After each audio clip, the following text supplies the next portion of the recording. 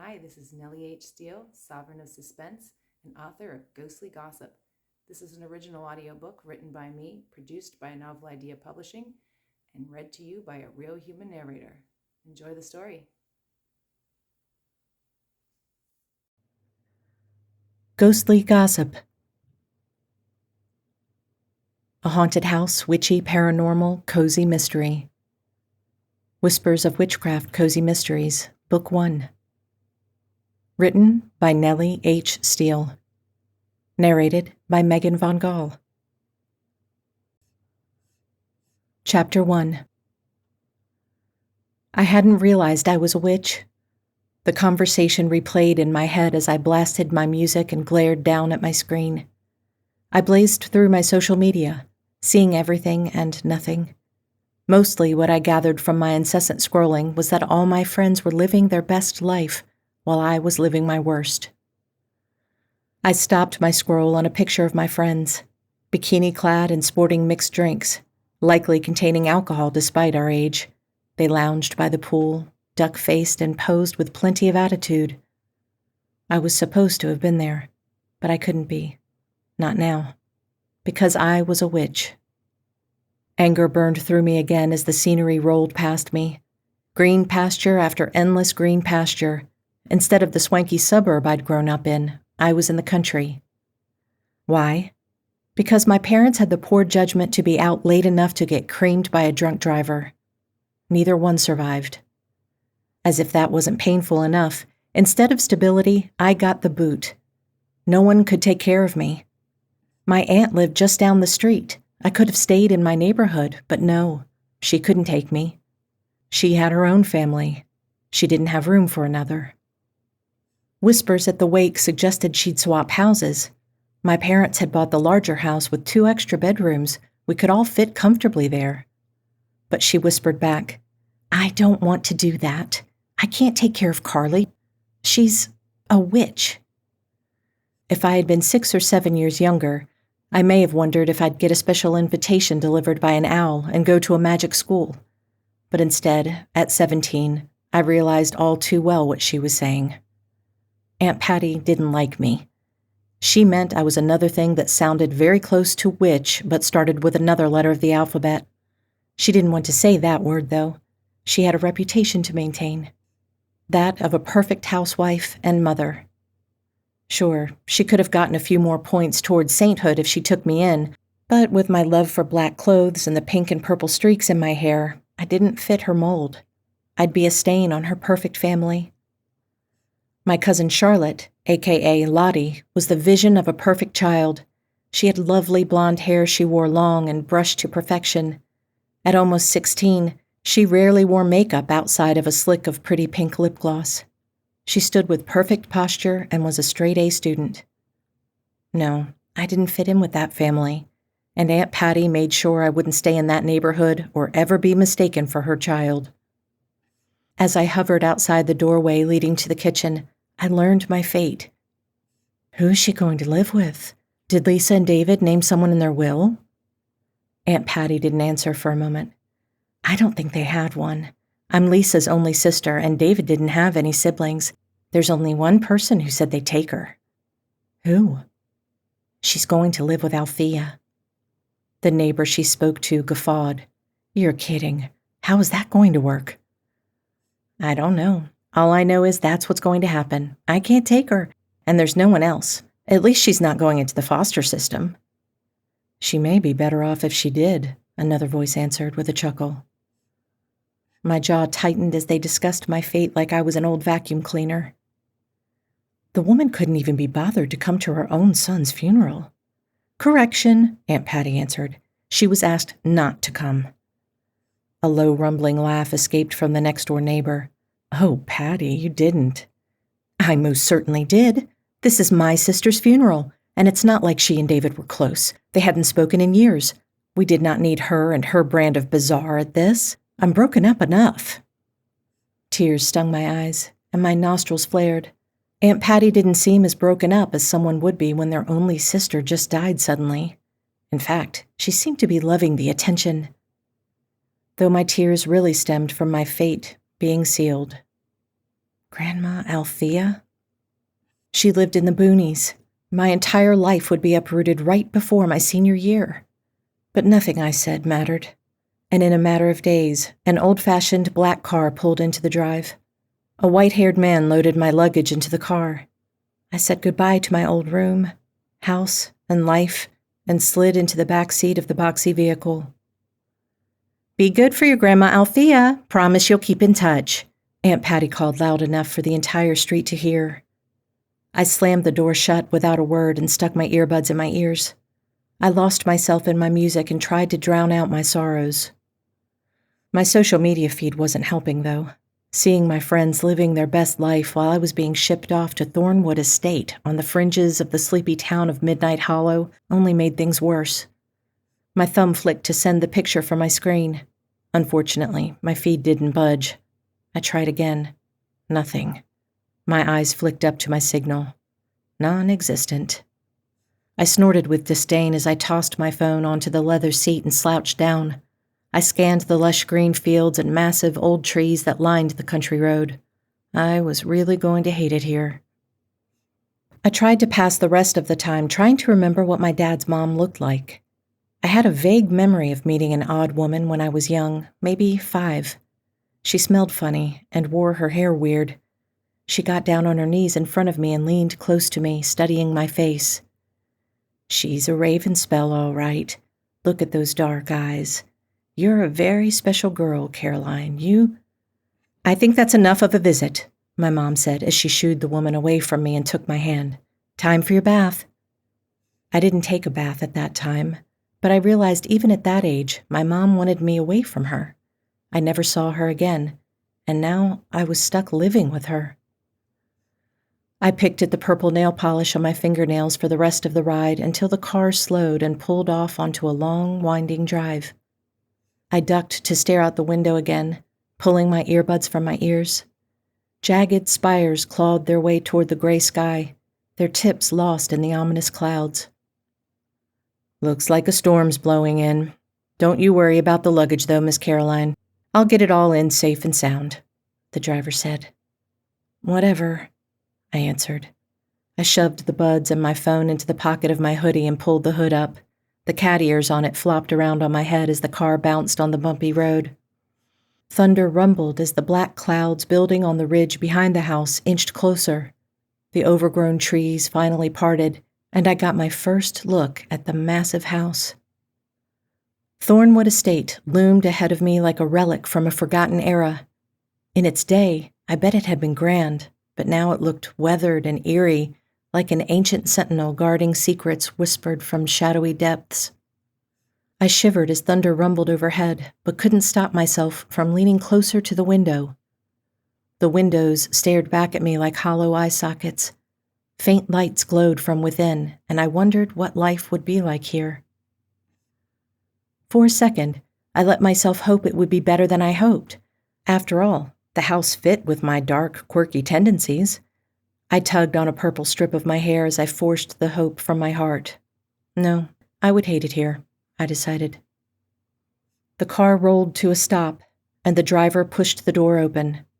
The scent of damp earth and decay swept past me, sending a chill down my spine.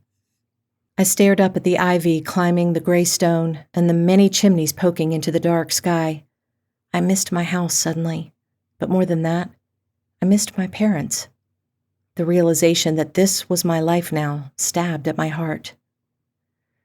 Tears stung my eyes, and a few fell to my cheeks. I sniffled, annoyed with myself over being sentimental and stupid.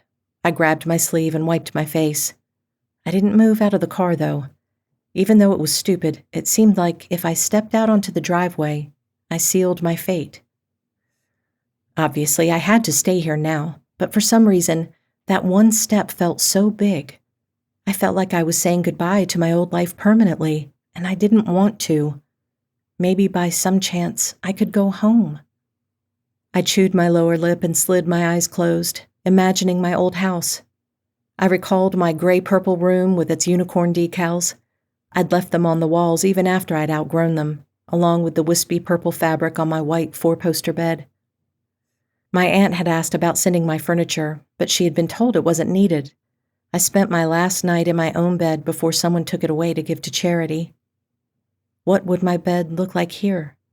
What would my room be like? Dusty and old, my mind filled in. I opened my eyes and glanced down the driveway, picturing myself racing past the massive trees and running home. A chime from my phone drew my attention away from my desperate daydreams. "You there yet, Whiskerina?" The nickname brought a fleeting smile to my face, but left me feeling melancholy in a split second. I licked my lips as I flicked my gaze back to the house, my thumbs hovering over my virtual keyboard. I could be honest and tell them how apprehensive I felt, but that wasn't cool at all. Before I could answer, another message came through. I stared down at the picture of all my friends hanging out near Ashley's pool. It soured me even more. My thumbs flew across my keyboard. "Yeah, this place looks sick. I bet it has a pool inside it. Might not be so bad here." The response from Emily appeared before I could click off my display. "Until Grandma Weirdo spoils your good time." I rolled my eyes as the old guy pulled my duffel bag out of the trunk. Sophie sent a message next. "Give her some of that famous Carly catitude. Growl." I scoffed at the statement and clicked off my display as the man pulled open my door. "Ready, Miss Caroline?" With a frown on my lips and a chip on my shoulder, I grabbed my backpack purse, shoved my phone into my pocket, and stepped out of the car. The gravel crunched under my feet, and I craned my neck to stare up at the house looming over me. "Right this way," the man said as he carried my glittery pink duffel in one hand. He looked sort of ridiculous, lumbering along with a girly bag in his hand. I followed him to the antique front door. It rose high above us, weathered and worn, but still imposing. My driver pushed it open. It creaked with a mournful groan. Labyrinthine corridors shot off the foyer. Thunder rumbled and a breeze tinged with iciness swept past me as I stepped over the threshold, feeling like I'd stepped back into another world of antique grandeur. My gaze rose, drawn upward by the high vaulted ceiling that hovered over the dark, polished wooden floors. Candlelight danced, giving the space a warm glow and adding to the ambiance of the soft lighting glowing from the Gothic, antique chandelier with the thick, intricate scrollwork. The scent of melting candle wax and dried herbs and flowers lingered in the air. The driver swung the door shut, and I caught sight of a massive painting hanging on the wall. I rubbed my hand over the ornate gilded frame as I stared into her soulful eyes. Frozen in time like a ghostly apparition, she stared out at me. Her long, dark hair cascaded over her shoulder, framing her pale skin, deep obsidian eyes, and velvety red lips that were curled into an enigmatic half-smile. I matched her expression, finding the painting intriguing. "Althea, we're here." I snapped my gaze to the man, wiping any amusement off my face. He stood at the foot of a grand staircase with carved wooden railings snaking their way up toward the next level. I narrowed my eyes at the ornate woodwork, approaching to touch a wooden leaf on the carved winding vines that wrapped around the railing. Footsteps joined the rhythmic ticks of the ancient grandfather clock nestled in the corner of the room. I startled as thunder boomed, suddenly nervous. What if my grandmother didn't want me either? A figure appeared at the top of the stairs, limned by the light of a 2-story window behind her. Lightning ripped through the sky, illuminating her features. Soft, supple skin that defied the number of years she'd spent on the earth stretched over cheekbones as high as mine. Her almost black hair matched my color, except for the silver streaks that framed her face. She glided down the stairs in a long black dress that hugged her lithe figure and swirled around her ankles as she moved. I swallowed hard, more concerned than ever that I'd be sent to the foster system. She reached the bottom of the stairs and studied me with her sparkling eyes that reminded me of the woman's in the painting. Her naturally colored red lips curled on the edges, and she reached a hand out to touch a lock of my pink hair. "Hello, Caroline.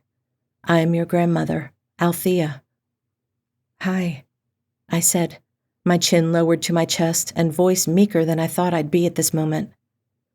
"I trust your trip was easy." She shifted her gaze to the driver. "Very," he said. "I'll take the bag up." "And build a fire in the sitting room, would you? These storms are supposed to rage all night." The man nodded as he carried my bag past my grandmother, She followed him with her eyes up a few stairs before she turned her attention back to me. Well, dear, why don't we go take a look at your room and see if there are any changes you'd like to make? She smiled at me again. I hated that I liked her smile and that she seemed nice. I had wanted her to be awful. I had wanted to hate her, but she seemed determined to make me feel at home. I nodded at her, wrapping my hand around the carved banister. My fingers touched something odd, and I leaned closer to see it. A leaf hid a tiny key with a crystal attached. I traced it with my fingernail before I glanced up. My grandmother grinned at me. A lovely detail, don't you agree? I bobbed my head up and down as she slipped her hand around mine. I think you'll find Thornwood has many, many secrets. Chapter 2. The enigmatic smile on my grandmother's face puzzled me. Why had everyone acted like she was awful? Maybe she was, I thought as we climbed the stairs and took the flight on the left at the landing. Maybe she was like one of those sweet old ladies who ate children after she lured them into her creepy house with candy. The floorboards creaked under us, betraying the age of the house as we walked down the hall toward a set of double doors. Before we reached them, my grandmother waved a hand toward an open door. I glanced down at the light spilling across the floor from the bay window across the space. A sapphire blue dressed the seat, along with some throw pillows and a blanket. A fluffy duvet made the giant bed against the side wall look even larger. A bench sat at the foot of it. My stuffed animals were lined across it. I put out some of your things, my grandmother said, clasping her hands in front of her. For the first time, I thought she seemed nervous.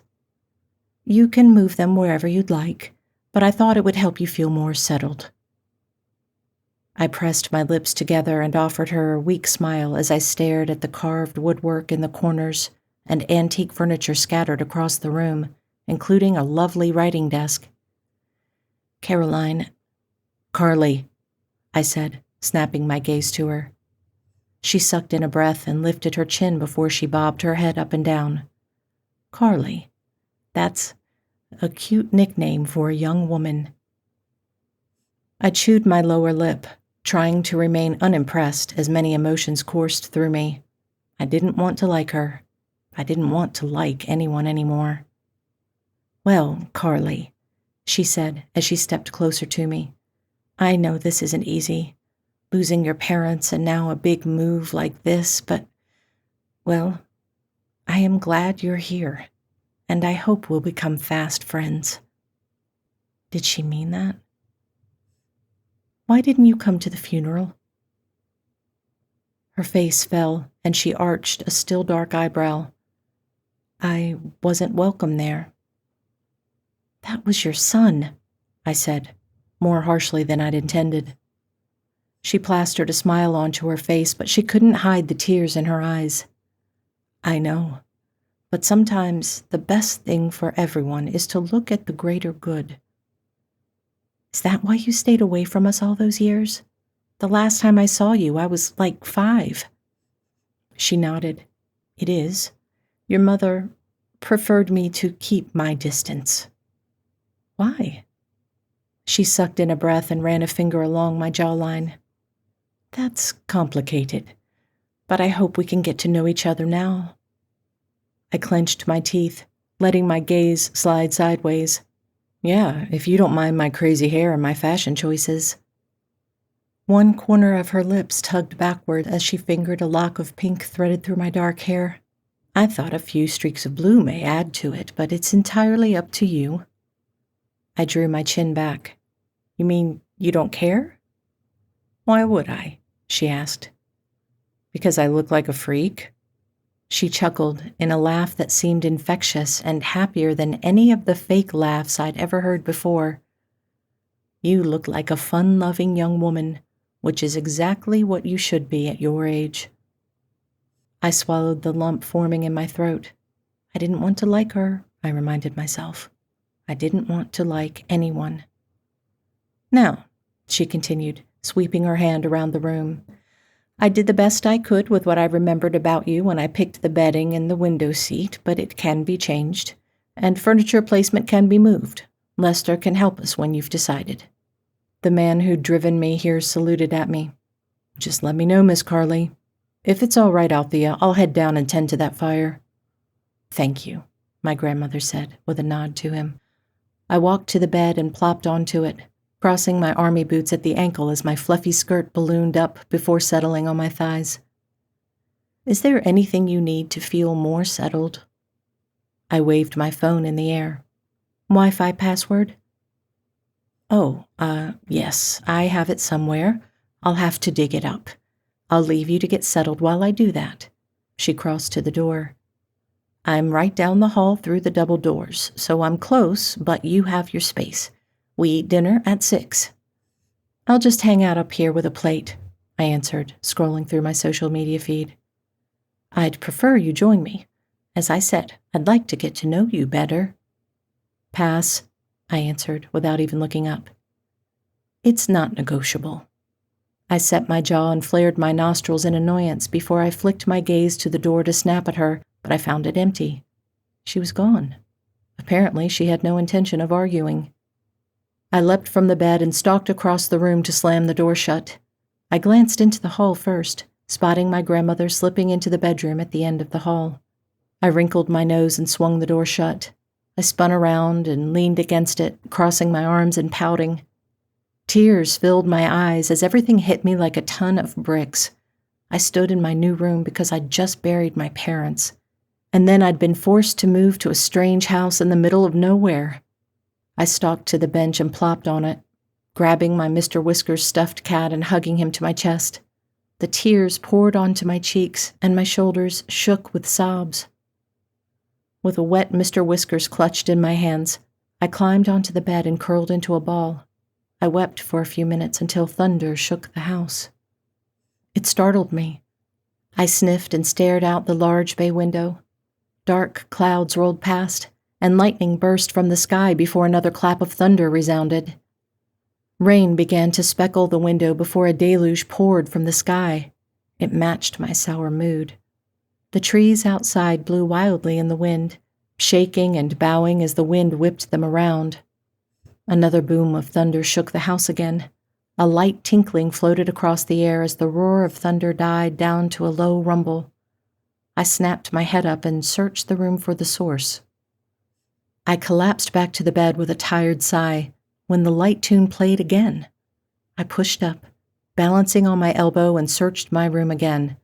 My eyes fell on a silver box atop the writing desk tucked into the corner alcove. With a sniffle, I swung my legs over the edge of the bed and rose. I wiped at my cheeks as I crossed to the dark mahogany box. My brows knitted as I ran my fingers over the polished wood. Intricate carvings depicted twisted vines, ethereal moon phases, and tiny creatures that lurked under the shadow of leaves. I undid the brass clasp and pulled open the top. A haunting but sweet melody played. I shivered as the melody tugged at my heart, evoking a sense of longing and nostalgia. I flipped the box open fully. The rich velvet interior contrasted with the delicate raven figurine perched atop a thick oak tree, which spun in slow, graceful circles. I brushed its lifelike ebony feathers. The music continued weaving its haunting spell. I couldn't explain why, but I felt connected to it, despite never having seen it before in my life. I grabbed the little box and carried it over to the nightstand. After sliding it onto the antique piece, I laid on the bed and watched the little raven dance until I drifted off to sleep. When I awoke, rain still fell from the darkened sky. I rubbed my sore eyes before I rose and crossed to the window. The haunting melody still played in the background as thunder boomed. I twisted and closed the music box when I spotted a paper on the floor near the door. I crossed to it, snatched it from the hardwood, and scanned the words on it. Carly, here's the password for the Wi-Fi. See you at dinner. Grandma. I hurried back to my bed and input the code into my phone. A grin crossed my lips as my social media feed sprang back to life. I scrolled through in search of any new posts from my friends when the room plunged into darkness. My feed stopped scrolling. A cloud with a frowny face appearing to announce something had gone wrong. Great, I muttered under my breath. Stupid storm. A knock at my door startled me. What? The door squeaked open, and candlelight spilled inside. My grandmother poked her head in. How are you settling in? It'd be better if we had power. Tell me there's a generator. Sorry, no such luck. But we have plenty of candles, and the food is already prepared. I told you, I'm cool eating up here. And I told you it wasn't a request. Now, let's head down. I think you'll be pleased with the meal. With a disgusted sigh, I bounced off the bed. Doubt that. I'm really picky. My grandmother arched an eyebrow and shot an amused grin over her shoulder as she led me down the hall. I shuffled behind her, and we descended to the first floor and snaked behind the stairs to a large dining room. Candlelight filled the space, casting eerie shadows over the antique furniture. She set the candelabra she carried on the table and motioned for me to take a seat. After my grandmother settled into her seat, Lester appeared with a tray of food. Althea distributed the plates to each of us. A whiff of the roasted chicken rose to my nose. It smelled amazing. I picked up my fork and poked at the creamy mashed potatoes before I moved on to the mixed greens on the side. Save room for dessert, Carly, Althea said with a smile as she sliced into the tender, juicy meat. I made a lovely chocolate creme brulee. I smiled as the delicate flavor of lavender vinaigrette danced across my tongue. I lifted a tiny flower from the salad on my fork. Are these edible? Yes, those are fresh from my garden, along with all the herbs. I glanced down at the honey-glazed chicken breast. You didn't kill the chicken yourself, did you? Certainly not, Althea said with a laugh. Lester did that. I stopped sawing through the meat, my wide eyes falling on the man seated across from me. I'm joking, dear. Oh, I said as I finished cutting off a piece of the meat and popped it into my mouth. Goodness, didn't anyone joke in your family? I shrugged as I picked at the rosemary sprigs garnishing the potatoes. Not really, I guess. Well, we do that in this house. Noted. I ate a few more bites of chicken before I slid my gaze to my grandmother, then Lester. So, are you two, like... My grandmother raised her eyebrows as she prompted me to continue. Dating or whatever? No, Lester is my handyman. He lives in the cottage out back. Oh, right, okay, that's cool. Grandmother munched on her mixed greens. And what about you? Are you seeing anyone? Perhaps a cute boy at school? No, because I moved out here, so my life basically ended. I hope you don't see it that way, Grandmother said. Your life is just beginning. Whatever. She offered me a fleeting smile before she returned to her meal. The only noise in the room for a few moments was the clattering of utensils on plates. Grandmother cleared her throat after taking a sip of the lavender lemonade from an ornate crystal goblet. And what about school? Favorite subject? I kept my eyes trained on my plate. I like art. Stupid, right? Why would that be stupid? I think it's wonderful. There is a painting studio at the rear of the house. Perhaps you would enjoy using it. I flicked my gaze sideways and nodded. That sounds cool, yeah. Aunt Patty said I shouldn't get attached to art because it's a stupid subject and I'll be poor.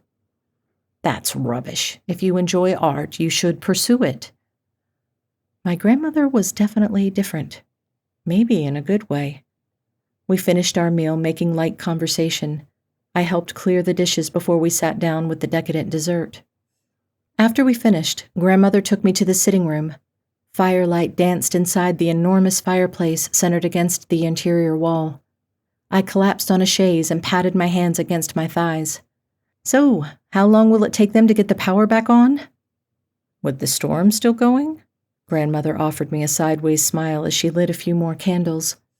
The power will be out for the entire night. I scoffed. Seriously? Won't all your food be ruined? I have a generator that runs the appliance. You said you didn't have a generator. Not to run the whole house, no. Grandmother eased into a chair and set the lit candelabra on the side table next to her. I flopped backward and banged my head against the velvety fabric of the chaise. So, what are we going to do all night? This is a drag. We could play a game. I opened my mouth and shoved a finger into it while I made a gagging sound. Boring. It could be fun, she said as she rose and crossed the room. She opened a built-in cabinet and rummaged around in it. Really, it's fine. I'll just sit here and remember how all my friends are living their normal lives. She pulled out a dark box and crossed to a large round table. Join me. It will pass the time. I dragged myself off the couch, slogged to the table, and collapsed into a chair with a huff. She pulled the lid off the box and removed a large rectangular piece made of dark mahogany wood and plopped it down in the center of the table. I started at the bird's eye view of the mansion. It reminded me of a creepier version of the clue board. What is this? Eclipse Manor, Grandmother answered. We'll be investigating a supernatural mystery at the manor. She removed the character tokens and set them out in front of me. I picked up one of a young woman wearing a witch's hat with long hair billowing below it. Oh, that's a perfect piece for you. Put it at the start spot. She pulled out a set of cards and shuffled them. She set a series of ghosts in various spots on the game board before she placed her own token at the start. With a game sheet between us, we started the game and made a few moves. So, I said, as I looked at one of the clue cards I'd collected. I found a music box in my bedroom. Grandmother lifted the corners of her lips as she eyed me. Oh, you found it. Good. I hope you like it. It was interesting. Is it an antique or something? Yes, quite old, and there's quite an interesting story behind it. Really? Grandmother nodded as she made her move. Yes, and it's quite haunting. Chapter 3. Thunder rumbled again overhead, and the wind whipped outside.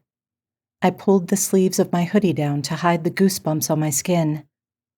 Haunting? Like ghosts? Something like that, Grandmother answered. I scoffed at the statement before I rolled the 8-sided die and made my move on the game board. Ghosts aren't real. Oh, no? Is that your expert opinion?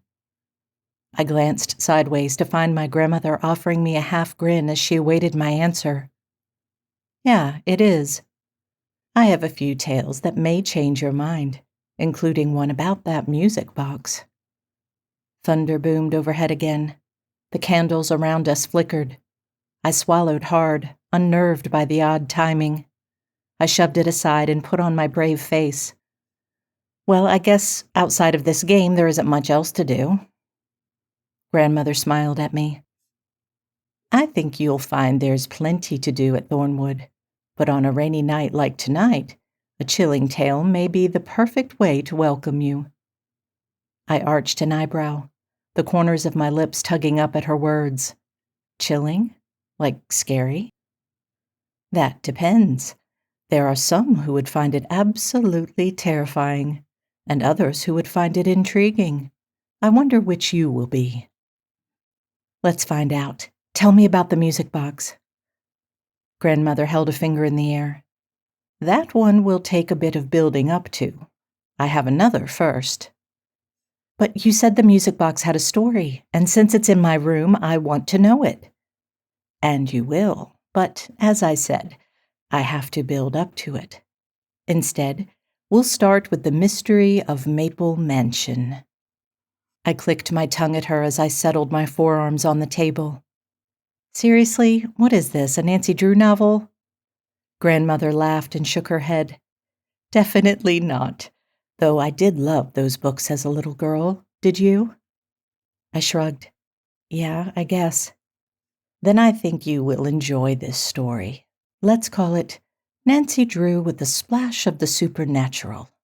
And it starts on a night very much like this one, a night that would change Rose Thornfield's life forever. Thunder crashed again, and lightning lit the skies as my grandmother launched into her story. Maple Mansion stood tall on the hill, a testament to the Gilded Age. The chimneys poked into the stormy sky, rising from the red roof and boxy tan stone that covered the rambling facade. Rose ducked to peer up at it as her small hatchback rumbled up the drive past the bare trees. The last soaking rain must have banished all the leaves from them. She studied the ground on either side, littered with the once vibrant foliage, before she returned her gaze to the impressive house. She couldn't help smiling at it. After her years training in art restoration, work had been slim. She'd waited tables to make each month's rent and done portraits in the park on weekends. But she'd put all that aside when she'd spotted an opportunity in the want ads. While sipping her morning coffee 2 weeks earlier and doing her usual perusal of available positions, she'd stumbled upon an odd listing. Wanted, skilled art restorer. The ad had gone on to say that the job would require up to 6 months of work and offer room and board, along with a stipend for meals and full pay. Rose had nearly spilled the coffee on herself as she hurried to grab the phone hanging on the small kitchen's wall. She keyed in the number and wrapped the coiled cord around her index finger as the line trilled. Atwood Estate Management, this is Lindsay. How may I direct your call? Hi, Lindsay. My name is Rose Thornfield. I am calling about the want ad I saw in the paper this morning for the art restorer at Maple Mansion. Oh, yes. I placed that ad and can answer any questions about it. Well, I'd like to apply, Rose said, the cord tightening as her nerves ramped up. This could be just the break she needed. Wonderful. You do understand that the position requires an in-residence restorer, right? Yes, that would be wonderful, and I can type up a copy of my resume and drop it by for you to look at. Where are you located? Rose stretched the cord out as she leaned to reach the pad of paper and pencils she kept in her junk drawer. I can take your information right over the phone, and we'll see if you're a good fit. If we need a paper copy, I'll let you know. All right, Rose said as she bobbed her head up and down. She spent the next 30 minutes detailing her credentials and experience, trying to give as many positive examples of her work as possible. Her heart pounded as she wrapped up answering questions. All right, Rose, I think I have everything I need. I'll pass this along to the owners and get their thoughts. Thank you. Do you have any idea when I may hear back? Oh, it shouldn't take long for them to review this. Is there a good time to reach you? Well, I go to work in about 2 hours and will be there until 8 tonight. Same tomorrow, but I'll be off on Thursday. I've got all that noted and will give you a call back when you're not working. Thanks, Rose said, and after a few final pleasantries, she replaced the phone on the hook. She chewed her lower lip as she shuffled back to her seat and sank into it. This job would be an art restorer's dream. Living in a Gilded Age mansion and restoring its paintings would be a wonderful way to spend 6 months. Her heart sank as she realized she'd likely never get the job. A position like this would go to someone far more experienced and with better credentials than a small liberal arts university in the countryside. She took her last sips of coffee as she lamented that she'd likely not get the position before she forced herself to leave the paper behind and shower before her shift. With her pink uniform buttoned up, she searched her drawer for a clean apron to shove into her bag before she headed to the diner. Her ponytail bobbed as she grabbed her keys and slid into her sneakers. Before she could step out the door, her phone jangled. Her heart lifted for a moment as she wondered if it may be about the job. She scurried back to her kitchen and grabbed the receiver. Her hello came out breathier than she expected after the dash. Hi, is this Rose? Yes, speaking. Hi, Rose. This is Lindsay from Atwood Estate Management. We spoke earlier about the art restoration position with Maple Mansion. Yes, of course. Rose's heart thudded hard against her ribs. This was likely a thanks but no thanks call. It had been less than 2 hours since she'd applied. though it probably hadn't taken long for them to realize her qualifications weren't up to their standards. "We're so pleased to offer you the position. We'll need to work out specifics, but do you have any idea when you could start?" Rose stood dumbfounded for a moment as the words sank into her brain. "Oh, there's no rush, and if you'd like to consult your calendar and give me a call back, I can start right away. Give me 2 weeks to give notice at my current job and get packed." "Well, that sounds wonderful. Shall we say you'll arrive on the 15th? "Perfect," Rose answered. "We'll make arrangements on our end for your arrival then.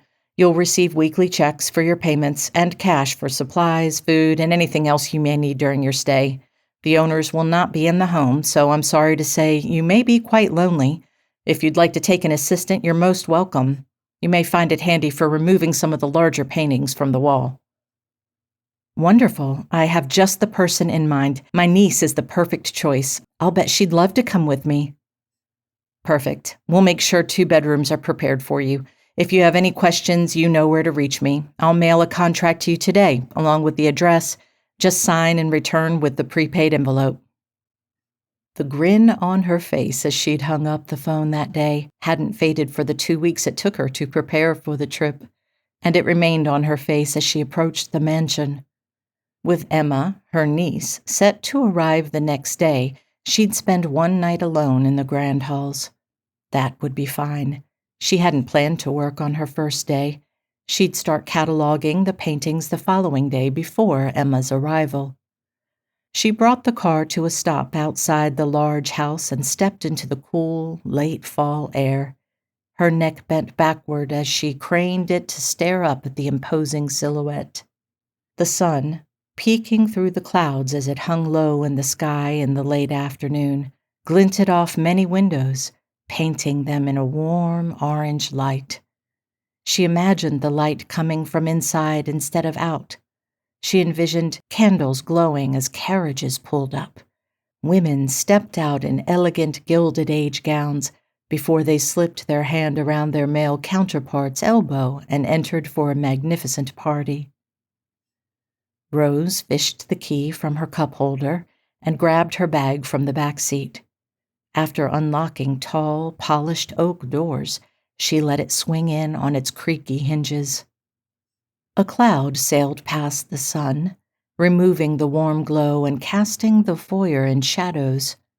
She stepped inside and found her gaze immediately drawn up to a colossal crystal chandelier hanging from the ceilings that soared above her.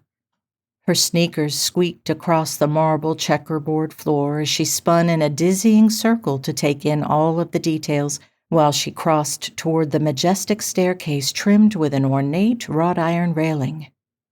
"Wow," she whispered, her soft voice echoing in the enormous space. As she stepped backward again, she smacked into the entry table. She twisted to find an envelope bearing her name on the polished wood.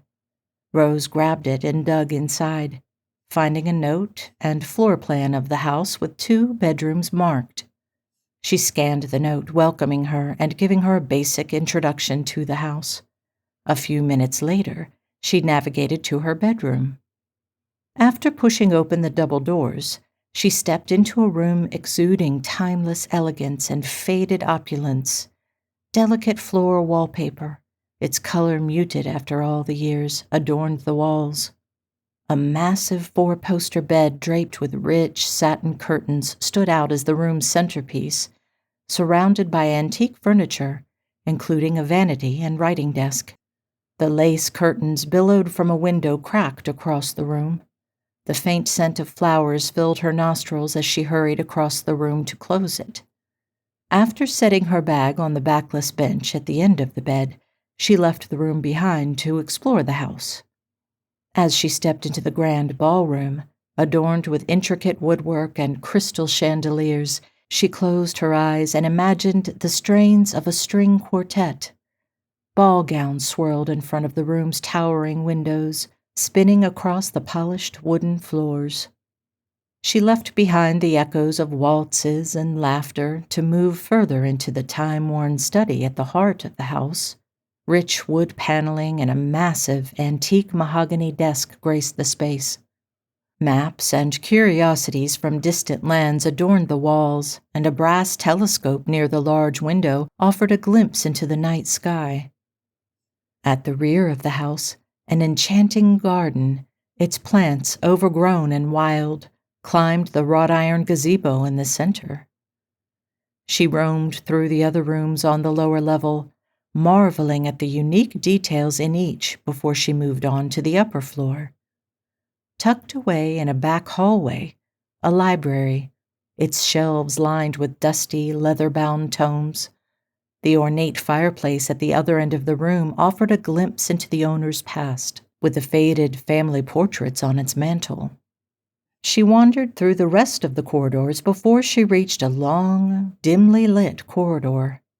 The faded wallpaper with its intricate patterns lined the walls, along with old portraits. Rose wandered past each and studied them, swearing she could hear the faintest hint of whispered conversations. As she readied for bed after a light dinner, she smiled again. She'd enjoy showing Emma the place, and she couldn't wait to get started on cataloging her work. The grin didn't leave her face as she slipped between the sheets. Outside her window, clouds obscured the moon and stars. Thunder rumbled as she nestled deeper into the large bed, and lightning tore across the sky. Rain came shortly after, beginning as a soft tapping at the windows before it ramped up to a pounding against the roof above her. As the rain continued to fall, lightning ripped through the sky again. The bright burst of light lit even the darkest corners in the room. My grandmother paused in her story as a bright burst of lightning lit our own space. Her lips curled into a smile, and she held my gaze. And that is when Rose saw the first ghost of Maple Mansion. Chapter 4. Thunder rumbled again, punctuating my grandmother's last statement, but it didn't frighten me. I clucked at her and made my move on the game board. Really, isn't that a bit cliched? What is cliched? That Rose saw the ghost on a stormy night at a spooky mansion. It's exactly what happens in every ghost movie ever made. The heroine mysteriously gets a job at a spooky old house, and it's because no one else would take it because the place is haunted. Do you suppose it's not? It usually isn't. It's probably because she was so primed to see something after she wandered through all the spooky halls and thought about the ghosts of the past that roamed through them. You know, all the portraits and the whispering in that one hall. She just thinks she sees a ghost. Oh, I haven't even described what she saw yet, and you're ready to dismiss it. You remind me of Emma. The niece? Yes, my grandmother said as she took her turn on the board. Rose's niece Emma was quite the skeptic. She didn't believe Rose's account either. And was she able to prove her wrong? I asked. Grandmother arched an eyebrow. So, you'd like to hear more? I slid my elbow onto the table and propped my head up before I shrugged. I mean, if you want. I'm not even close to tired, and there's nothing better to do here. All right, I'll continue. Wait, I said. How old is Emma? How old is Rose? And why is there a cord on the phone? Grandmother chuckled at me. This story takes place in 1973. Phones had cords then. Rose is 36, and Emma is 19. Got it. Okay, go ahead. Tell me what Rose saw. I motioned in the air to signal her to proceed. With a grin, she continued her story. A burst of light lit the dark corner across the room. A shimmery motion caught Rose's eye. She bolted upright, her throat going dry and heart skipping a beat. She sat frozen as the glimmer grew stronger. A noise, sounding like a dampened voice, floated on the air. Hello? Rose called. The voice spoke again, still unintelligible and muted. Rose flipped the covers off, intent on investigating further. Before she could slide her feet onto the floor, the flicker flashed brightly before it burnt out, fading into the darkness like it had never been there.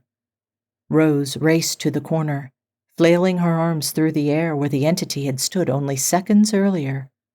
No trace of anything existed. She hurried to flick on the lights in the room.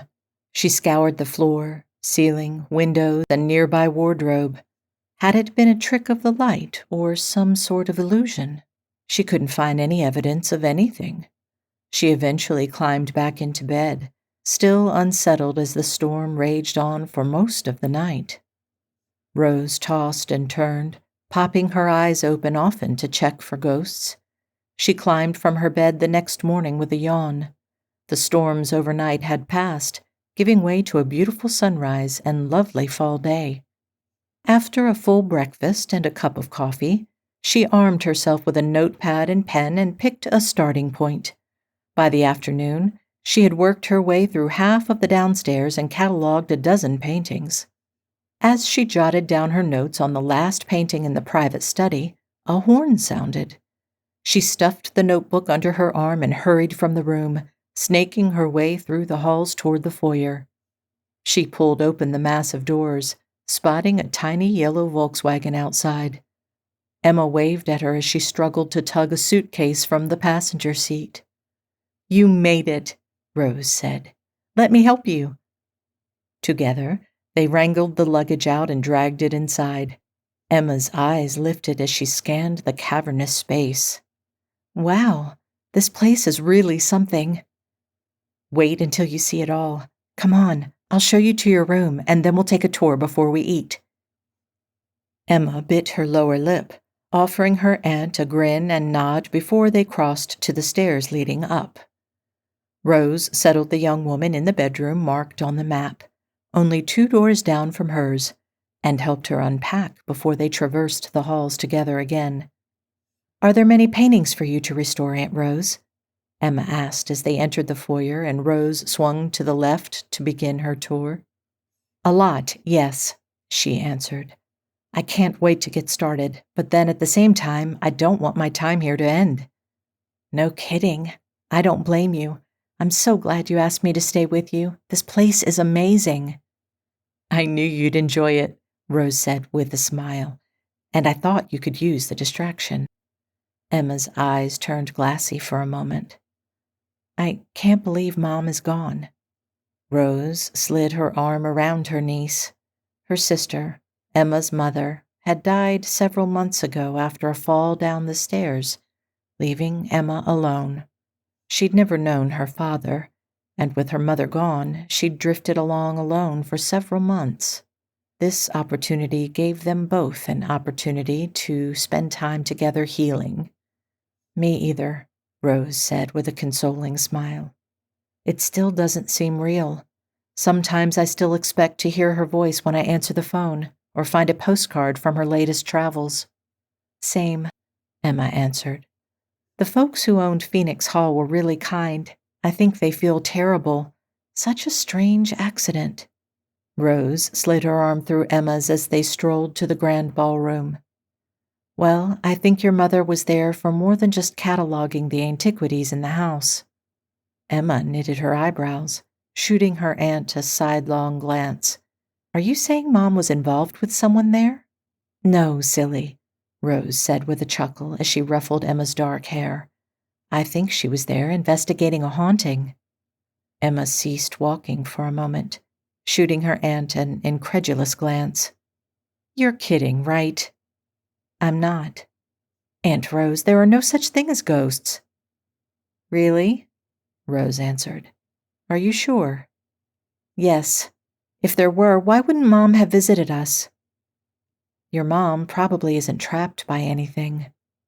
Emma stepped into the ballroom and scanned it.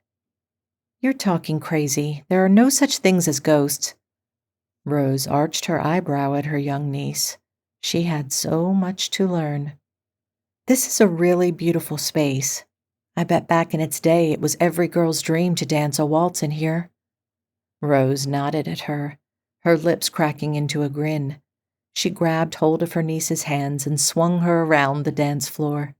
Emma hummed a tune as they pretended to waltz before they collapsed to the floor in a heap and cloud of giggles. "Oh, this is really going to be a fun few months," Rose said. "If the ghosts don't get us, can you sense them in here?" Rose asked. "Hear the whispers of an era long forgotten? The laughter of a ball from a bygone day?" Emma let silence fall around them before she sucked in a breath. "Nope, I can't hear anything but my rumbling stomach." "Oh, so that's your stomach," Rose laughed as she scrambled to her feet. "Well, we'd better get you fed so you can hear the ghosts roaming these halls." They hurried through the halls to the kitchen, where they hastily made ham and cheese sandwiches and sliced apples, smearing them with peanut butter. With their plates balanced in one hand and glasses of strawberry lemonade in the other, they made their way to the house's main dining room. "I hope they don't mind us eating in here," Emma said, her voice echoing in the massive hall. They huddled at one end of the long table. "I don't think so," Rose shrugged as she wiped mustard from her lips. "The packet said we could use the entire house. It didn't mention anything being off limits, and I thought it would be fun to celebrate your first night in the house with a meal in the fancy dining room. Yeah, our ham and cheese sandwiches really jive nicely with the heavy dark wood furniture and crystal chandeliers." They giggled over the juxtaposition of their meager meal with the opulence of the room as they talked about the lavish meals that people enjoyed in this room. After they finished their food and cleaned up their dishes, they settled in the sitting room with 2 hot chocolates, their mugs filled to the brim with marshmallows. "So, are you starting bright and early tomorrow?" Rose sipped at the hot chocolate, giggling as she wiped melted marshmallow off her nose. "I've already gotten some of the paintings listed. I need to finish that. I figure I'll start the restoration process next week. I'm using this week to familiarize myself with everything, find a good workspace, and decide on the order I'll work them in." "Good idea," Emma said, wrapping her fingers around the warm mug. "We'll get settled in, too." Rose raised her eyebrows at her niece in silent affirmation. Emma pressed a marshmallow deeper into the warm chocolate milk before she licked the sticky substance from her fingers. "So, you don't really believe Mom was ghost hunting, do you?" "You don't?" Rose asked. Emma chewed her lower lip for a moment. "I don't know. I didn't think Mom believed in ghosts, but I didn't think you did either. Am I wrong?" Rose set her mug on a side table and pursed her lips. "Maybe." Emma let her head loll to the side. "Aunt Rose, come on. You can't believe in ghosts." "I may have seen one last night," Rose admitted. "I doubt that." "Really? So are you calling me a liar?" Rose flicked her eyebrows up and offered her niece a playful, incredulous look. "I'm not," Emma said with a chuckle. "I think you saw a ghost. This house certainly sets the mood for one. You were all alone last night. Of course you thought you saw a ghost." "You didn't even ask me to describe it." "Let me guess." Emma set her mug down and ticked her description off on her fingers. "Shimmery, misty, probably in old clothing." "Shimmery is the only thing you got correct. Old clothes, no. I can't really describe what I saw, but I saw something in my room last night, and I heard it too." "You heard it? Did it cry or ask for help?" "No, I couldn't make it out. It sounded like it was miles away and muffled." Emma sighed as she retrieved her mug. "Like I said, I think this is the perfect setting for a ghost sighting, but I don't think you actually saw a ghost. I think by the end of this experience, you may have a different opinion." "We'll see," Emma said, raising her mug in the air. "To changing my mind." Rose grinned at her as she clinked her mug against her niece's. "To changing your mind." "So, wait," I said, waving my hand in the air. "Was Emma's mom actually ghost hunting?" My grandmother raised her chin and arched an eyebrow. "We haven't gotten to that part of the story yet." I let out a scoff. "Come on, inquiring minds want to know." "I'll bet they do, but we are nowhere near that piece of information. I promise, though, an explanation is coming." I sighed as I stared at the candle flickering in front of me. Okay, I guess I'll have to wait. Grandmother grinned at me. I'm just pleased you are enjoying the story. I tried to act nonchalant with a shrug. Yeah, it's okay, I guess. It's passing the time. Well, if you'd like to go to bed instead, it is getting rather late. No, it's fine, but I bit my lower lip. I really wanted to hear a little bit more. I wanted to know if Rose had changed Emma's mind. Yes? Grandma cocked her head, giving me a sideways glance. I was wondering if we could leave the game and get more comfortable. I glanced at the chaise lounge calling my name. Of course, Grandmother said with a wink. We left the game board behind. I flopped onto the chaise lounge and settled in. My grandmother draped a fluffy blanket over my legs before she settled into the high-backed armchair near the fireplace. Now, where was I? Rose was going to change Emma's mind, did she? Not that night, but the next day, the pair discovered something curious. What? I asked. A coy expression crossed my grandmother's features, cast in deep shadows by the crackling fire, and she continued her story. The next morning brought bright sunshine to the estate. It wouldn't last, but the beginning hours of the morning were gloriously beautiful. Emma and Rose trekked around the property after their breakfast. Neither of them said anything about their conversation the night before. Instead, they enjoyed the magnificent glory of the manicured grounds and views of the colossal house. After the exhilarating walk, they settled in to finish the task of cataloging. As Rose studied the many portraits in the main floor library, Emma scanned the titles before taking a seat at the oversized desk overlooking the window. She tugged open a drawer and gasped. "What is it, a spider?" Rose called over her shoulder as she detailed the condition of a painting of a mournful-looking woman dressed in a drab brown color. "No, it's a beautiful gold pendant." Rose wandered over as Emma dangled the pendant from her fingers. "It looks like a locket." "Yes, it does." Emma rubbed a finger over the tarnished gold oval. "I wonder if there are any pictures inside. Can you get it open?" Emma pressed her lips together as she tried to pull it apart. "It's stuck." Rose set her pencil and pad down and motioned for the piece. Emma dumped it in her hand as she searched the drawer for anything else. "Ha!" Rose exclaimed a moment later. "I got it." "I found something else, too. It's a note. Let's see yours first." Rose opened the hinged locket. Inside was a tiny black and white picture of a soldier. "Must have been someone's sweetheart," Rose said. "What's your note say?" "It says, 'This is all I have left. I cannot continue.'" The two women exchanged a glance, wondering if they were reading someone's final words. Chapter 5.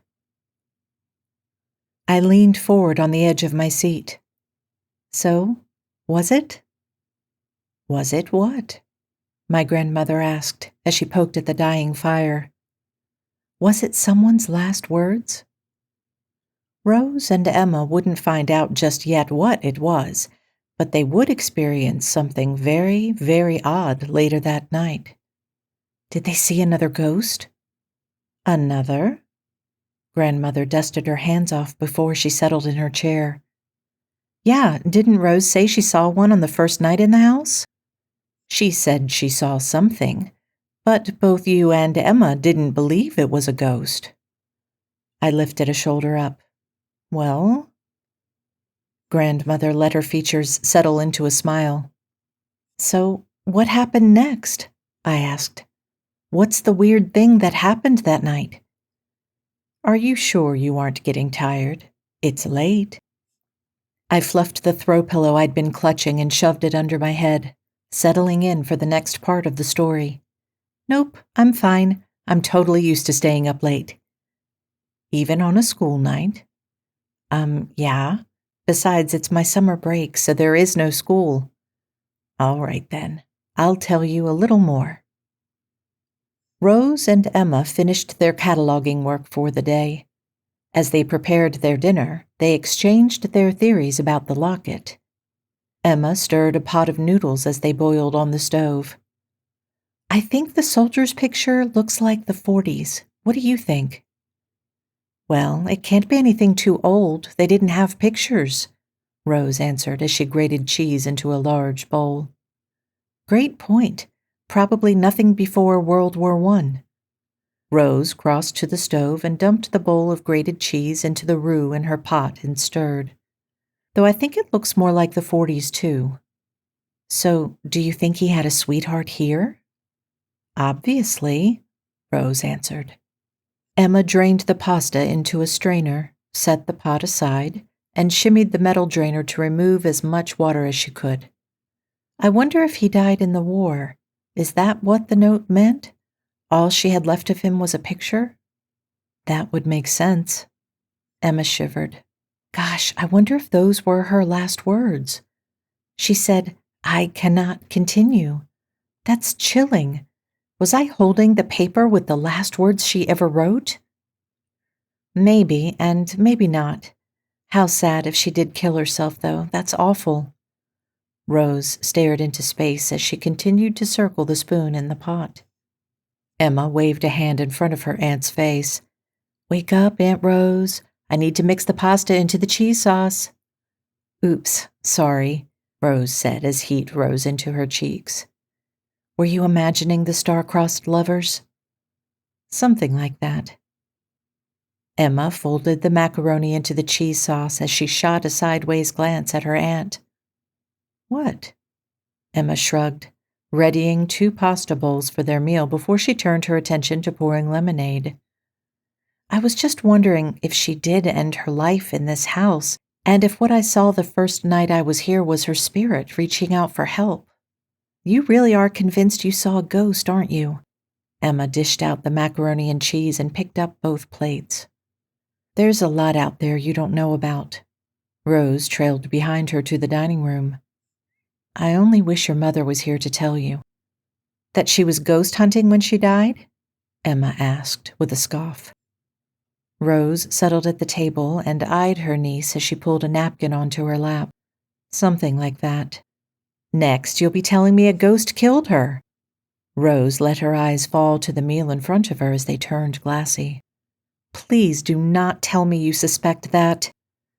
"Let's change the subject," Rose said with a smile. "What's your favorite room in the house so far?" Their conversation turned to lighter subjects as they finished their meal. After a few rounds of gin rummy, they went to their separate rooms for the night. Rose slipped into her nightgown before she slid on her slippers and shuffled back to Emma's door. She knocked on it and waited for a response. The young woman pulled it open a moment later. "I forgot to tell you I planned on sleeping in tomorrow. They're forecasting rain, so we probably can't get a walk in." "A long sleep sounds great," Emma said. "Let's save the walk for when we need a break from setting up your workspace. Did you decide where yet?" "I thought in that garden room. The floors are durable in there, and there's no wallpaper that could be damaged by anything. Plus, the lighting should be great," Emma said with a grin. "Right. All right. See you around 8 for breakfast?" "Sounds perfect." Emma pushed the door closed, but Rose stopped her, wrapping her fingers around the door. "Is that the necklace we found?" Emma fished the locket from under her robe and dangled it from her fingers. "Yes. I hope it's not weird, but I just had this strong urge to put it on." Rose studied the locket for a moment before a fleeting smile passed over her features. "I don't think it's weird at all."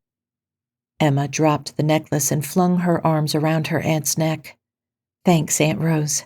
See you in the morning." They said their good nights, and Rose shuffled back to her bedroom. She spent a few moments at the window, eyeing the black clouds rolling in on the horizon. She crawled into bed as they blotted out the moon. As she snuggled into the covers, she stared at the corner where she'd seen the ghostly shimmer. Had they found something that had belonged to the spirit she'd seen on her first night here? Her eyelids grew heavy, and she dozed off. Thunder rumbled when she opened them next. Something seemed off. She reached for the light on the night table and flicked it on.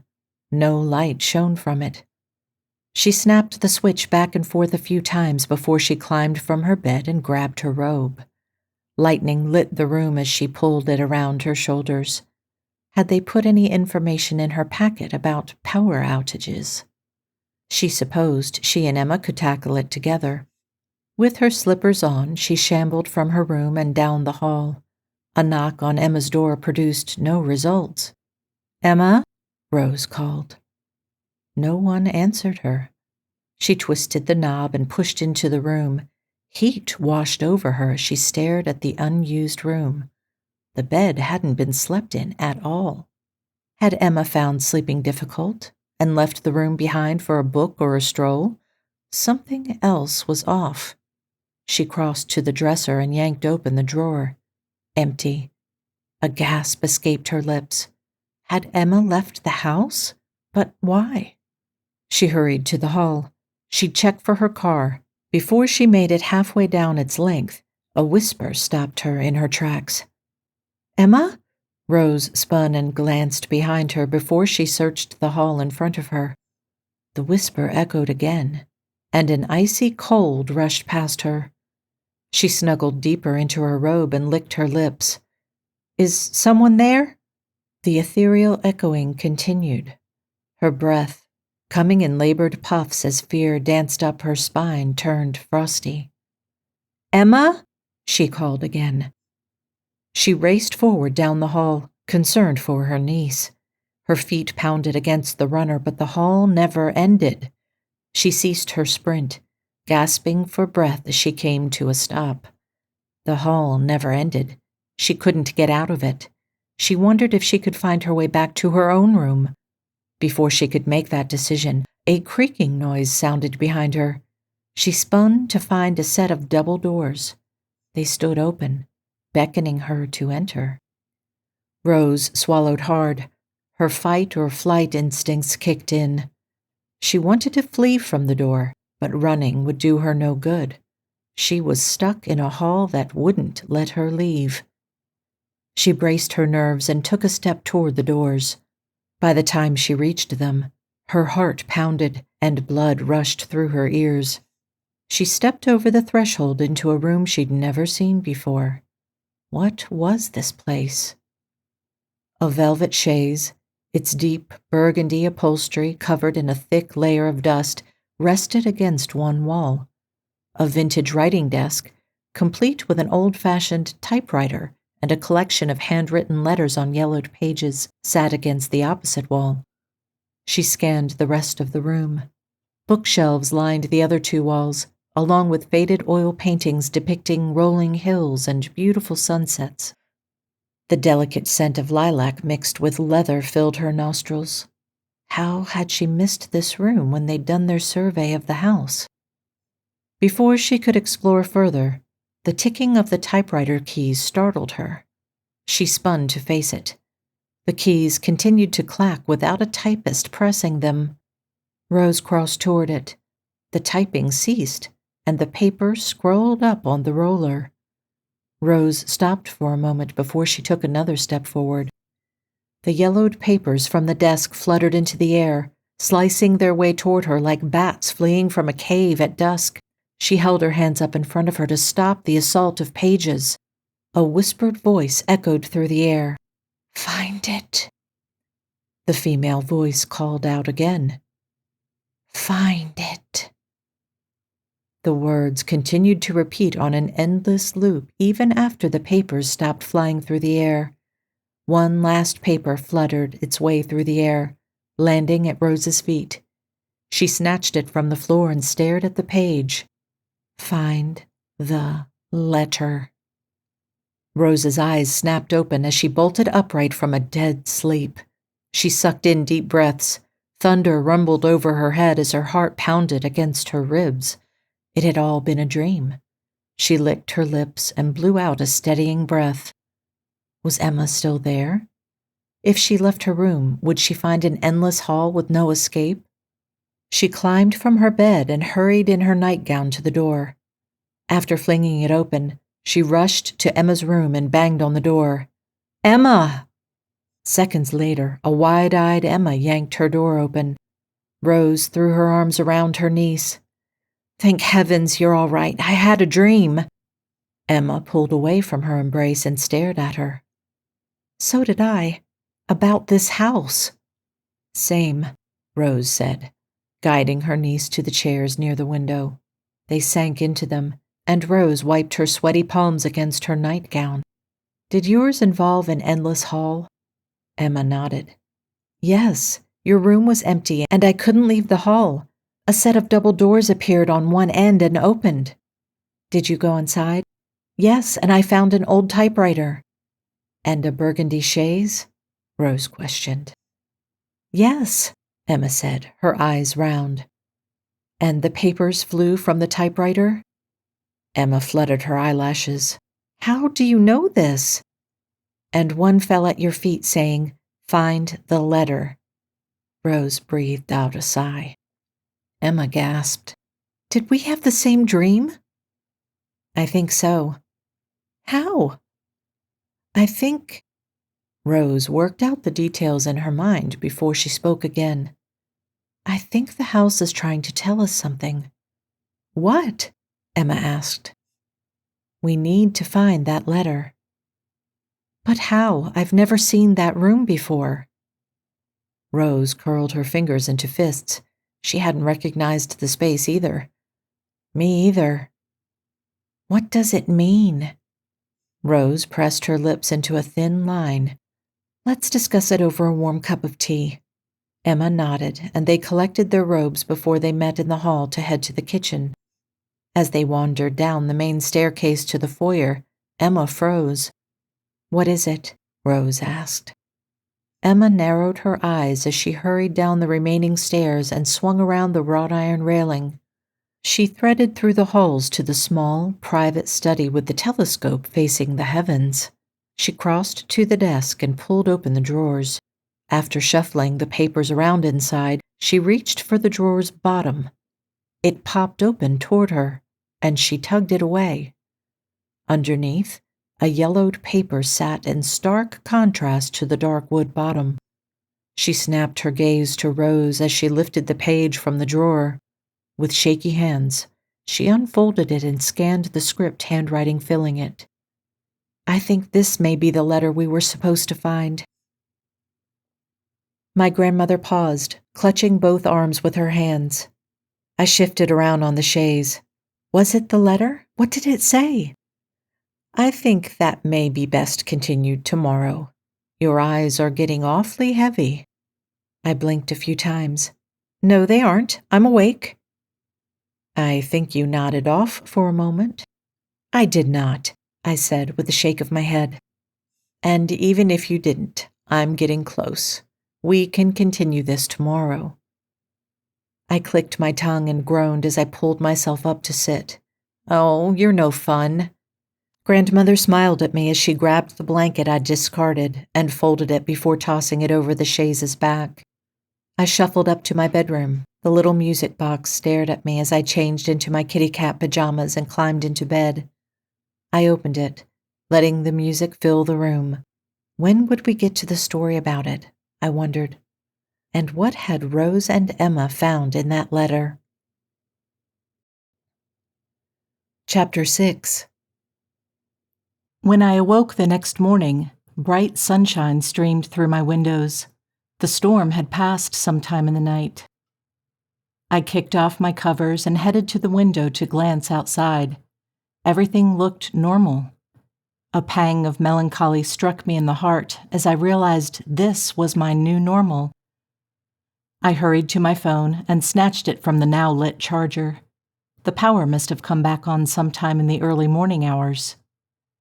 I had a few messages waiting from my friends. I scrolled through them. Most of them were asking where I was and why I hadn't answered. One cheeky one from Lauren asked if Grandma Terror had ripped my phone from my hands the minute I'd walked through the door. I sent a message back saying the power had gone out, and with the spotty signal, I hadn't been able to send a text.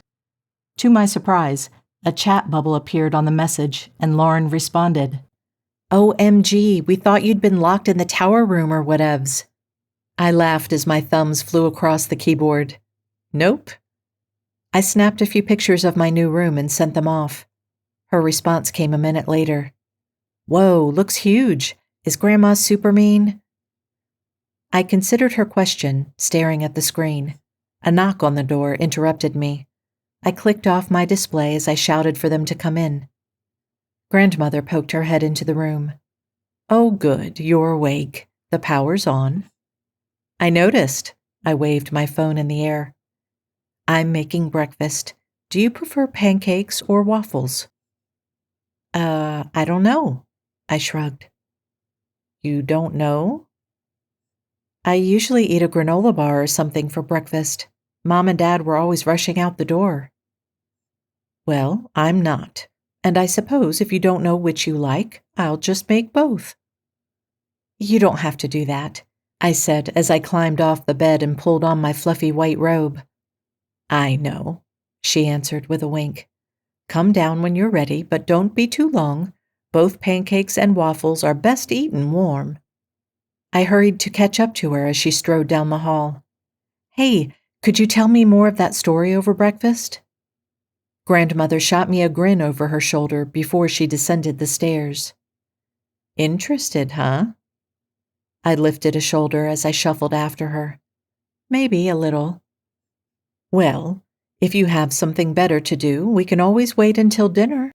She glanced down at the phone still clutched in my hands. I followed her gaze, then hastily shoved the mobile device into my pocket. "No, nothing better to do." "All right, then," she answered as she led me to the kitchen. "Sit down." I parked myself on the stool at the counter and balanced my chin in my palm. "Where was I?" she asked as she pulled a few ingredients from the cupboard. "Emma and Rose found a letter in the desk. But how? You didn't say why Emma went to the desk or what was in the letter. You just said they found it and that was it." "Oh, yes," Grandmother nodded as she measured flour. "That's right. They each had a dream. Then on the way to get tea, Emma found the letter." "Yeah, but how?" Grandmother shrugged as she cracked an egg against the side of the bowl and let it fall into the dry ingredients. "She had a feeling. Remember, she is still wearing the locket." "So, does she have some kind of psychic connection or something?"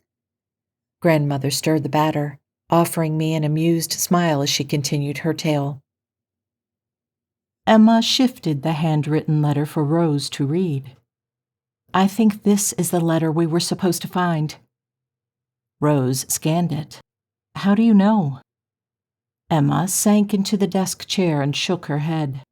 "I can't explain it. I just suddenly felt drawn here, and something told me to go into the drawer and search for the letter." Rose studied the script handwriting. "Let's get that cup of tea and read through this." Emma rose from the chair with a nod. Within 20 minutes, they'd settled in the sitting room with piping hot cups of tea and the decades-old letter. "Read it again," Emma said as she wrapped her hands around the warm mug. "My dearest Dorothy, I hope this letter finds you better than when you last wrote, though I understand completely. Every second we spend apart makes my heart ache more and more. It is torture being away from you for this long. I sometimes hope to be shot down from the skies so that I may be returned to your side sooner. Alas, I fear I would not survive it and only be ripped away from you before I can once more look upon your sparkling blue eyes and your perfectly shaped lips. I long to hold you in my arms and feel the warmth of your body pressed against mine. I miss the delicate rose scent of your hair and the sound of your laughter. In this terrible war, nothing seems as though it will ever be the same. It is all I can do but to look toward the day when we will be reunited. Until then, my love, I count the hours until I hear from you again. Charlie." Emma crinkled her brow as she pulled the locket from under her robe. "Is this Charlie? Can you get the picture out of there? Maybe his name is on the back." Emma set down her mug and removed the necklace. She pried at the small photograph before it broke loose. With a frown, she flashed a blank look toward Rose. No name. Darn, Rose said. But it makes sense, right? He's a soldier at war. The letter is from a soldier at war. I bet he's Charlie. Rose discarded the letter on the table. We may never know. What do you think happened between them? Maybe he came home from the war and they got married. Or maybe he never came home. That's awful, Rose said before sipping her tea. But it could be what happened. Like I said, we may never know. Emma sat back in her chair, pulling her mug closer to her. Maybe I can do some research in town tomorrow. Sure, Rose said. If you don't need me in the morning, I'll run down to the library, then to the market. Rose pulled her feet onto the chair, kicking off her slippers. We should be good on food for a few more days. Yeah, I know, but I'm dying for some tomato soup with dumplings. Rose arched an eyebrow. Are you offering to cook tomorrow?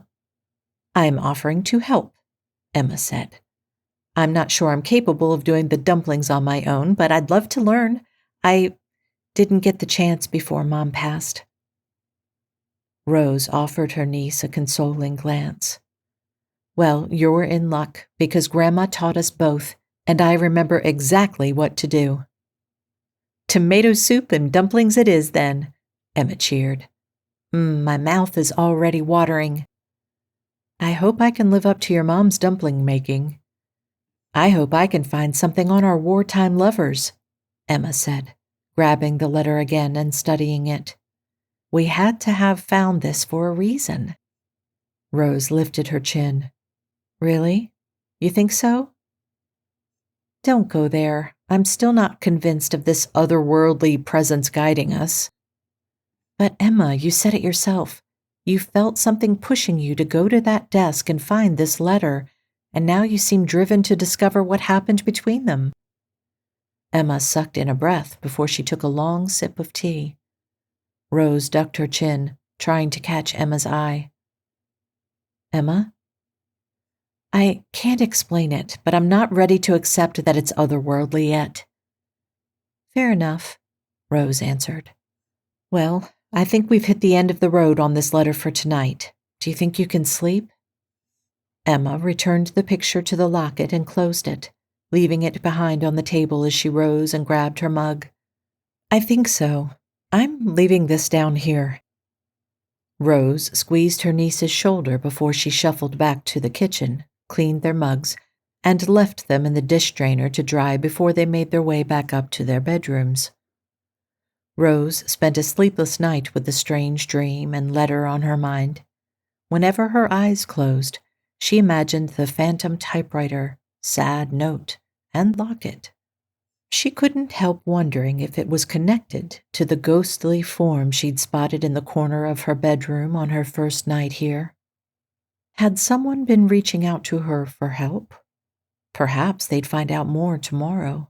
Maybe there was no desperate story here. She opened her eyes again to dreary weather. Rain thudded softly against the windows, and thunder rumbled from the gray clouds hovering above the mansion. With a yawn, Rose climbed from her bed and swung her robe around her. She spent a few moments staring out at the gloomy day, which seemed far less gloomy since she was staying at the Gilded Age Manor. Her mind shifted to her plans for the day. She wanted to set up her workspace, but she'd do that after breakfast. She made her way to the kitchen, finding it empty. Was Emma not up yet? Or had she already left the house? With a piece of buttered toast in hand, she meandered her way to the front door and peeked outside. Only her car sat in the drive. Emma must have gotten an early start.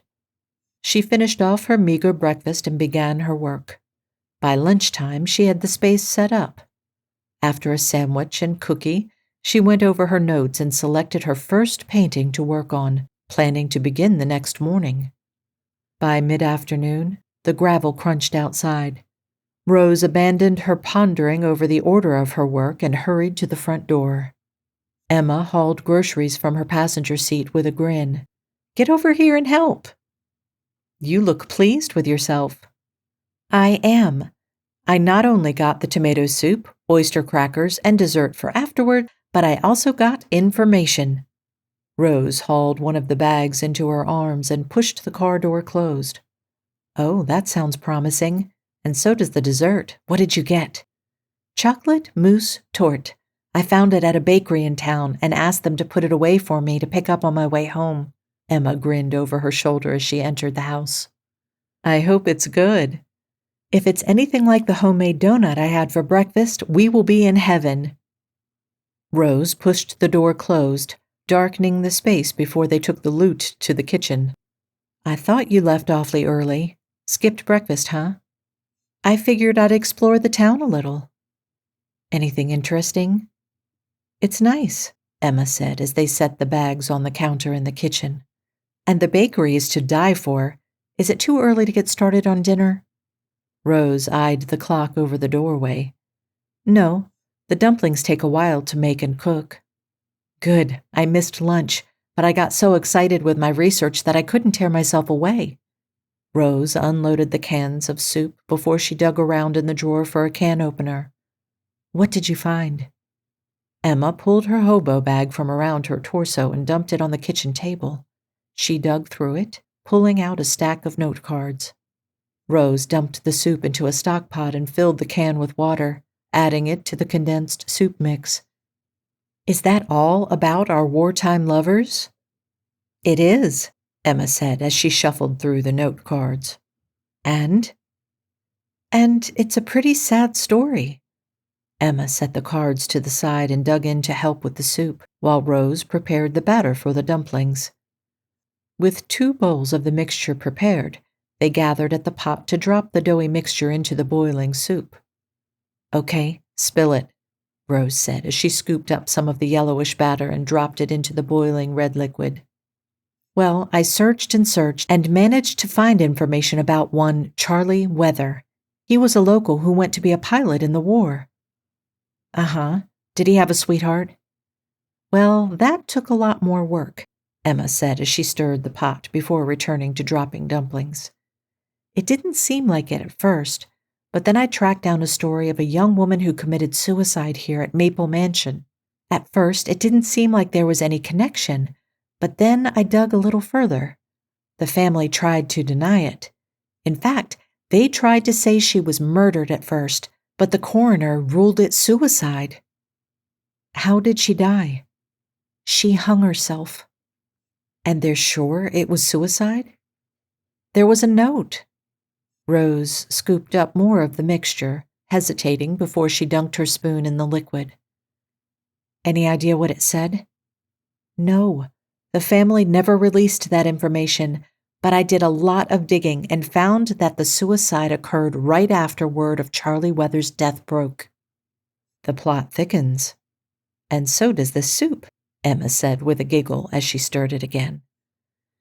Maybe the timing is just coincidence. I thought that too, but the girl's name clinched it for me. Emma caught her aunt's gaze, her own dark eyes sparkling with excitement. Dorothy. Oh, yes, well, that fits. And the reports said she was found clutching a letter and pendant in her cold hands, which I assume are the 2 things we found. Emma bobbed her head up and down as she finished making dumplings. Rose put her last one in the pot and collected the bowls to wash. So I'm starting to become convinced we're living with a ghost. Chapter 7. Living with a ghost? I asked as I drew circles in the sticky syrup left over on my breakfast plate. Seriously? My grandmother slid another pancake onto my plate before she circled around to join me with a stack of her own to polish off. What do you think? I poured more of the thick syrup onto my flapjack and cut into it. I think there's some trick to it. Trick? Grandmother poured a generous helping of maple goo onto her pancakes before she smeared butter around on top. Yeah, I think someone's setting them up. Oh? Who would do that? I shrugged as I chewed. I don't know. The owners? To what end? I chewed my lower lip, letting the sweet flavors of my breakfast dance across my tongue before I took another bite. I don't know. Just to scare them? What if it is a ghost? Perhaps the ghost is the one setting them up. Why? Why, indeed, she answered before she popped a piece of pancake into her mouth. I waited for a minute, side-eyeing her as she chewed her food. Well, are you going to tell me more? Would you like me to? Your phone has been buzzing and dinging all morning. Perhaps you have other business to attend to? Oh, I pulled the device from my pocket and checked it. A group chat of my former friends filled the screen. A few messages asked where I was before they went off on a wild tangent, suggesting I'd been locked in a tower or made to scrub floors. It didn't seem like anything important, and it could definitely wait. I shoved the phone back into my pocket. It's nothing important. Not your Aunt Patty checking on you?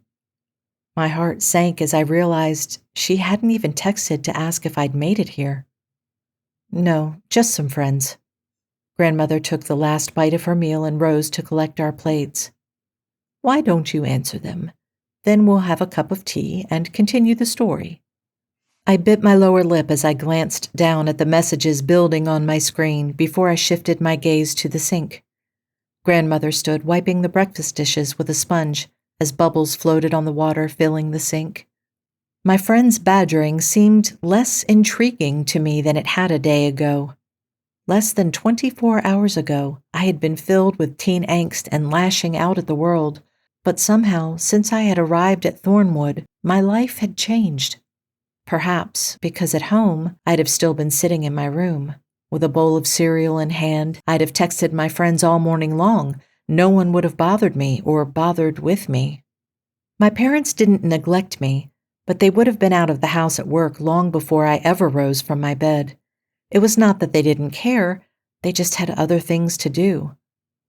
But here it seemed there wasn't much else to do.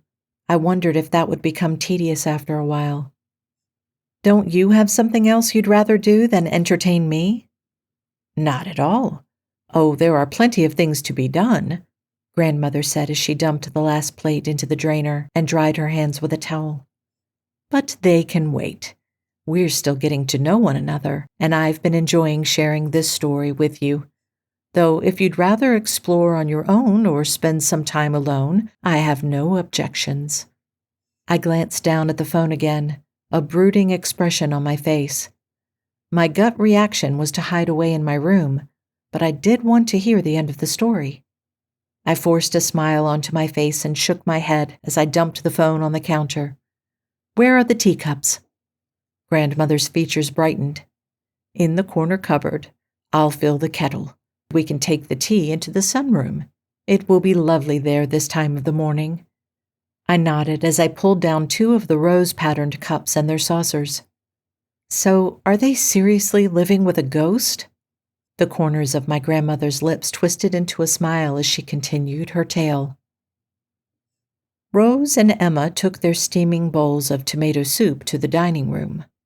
You've been quiet, Rose said as she spooned the blood-red soup onto her spoon and blew on it. Emma chewed the doughy dumpling before she sipped her iced tea. I'm just not sure what to say about your theory. About our ghost? Yeah, Emma said with a nod. I don't want to believe it. But, Rose asked, letting her spoon sink into the soup. Emma settled back in her seat, tenting her fingers as she sighed. But I can't explain some of the things that are happening to us.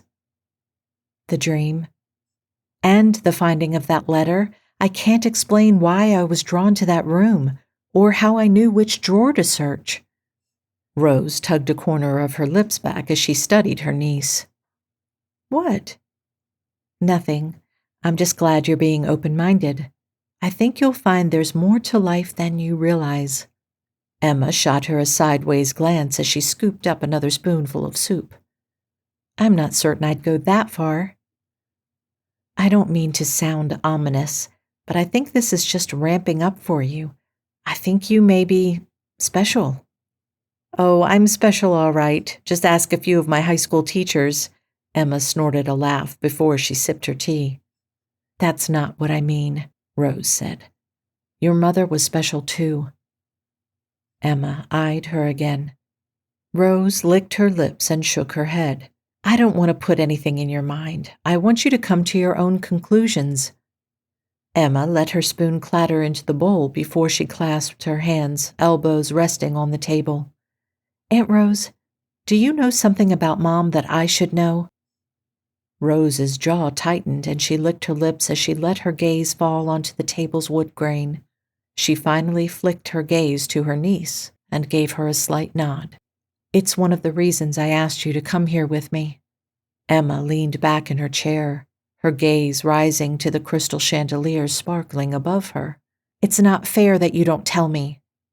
I know it seems that way, but I really need you to come to some conclusions on your own. I don't even know what that means, Emma said with a shake of her head. Rose slid her hand across the table and grabbed Emma's, squeezing it. I don't mean to be vague, but I need information only you can give me. Once I have it, then I can fill in some of the details. Emma's eyes filled with tears. Is there something wrong with me? Rose shook her head, rising from her seat to slip her arm around Emma's shoulders. No, there is nothing wrong with you. I think there's something very right, but I can't know for sure. Are you sure? Rose sank into her seat again. I'm sure. Emma flicked away a tear that had escaped onto her cheek.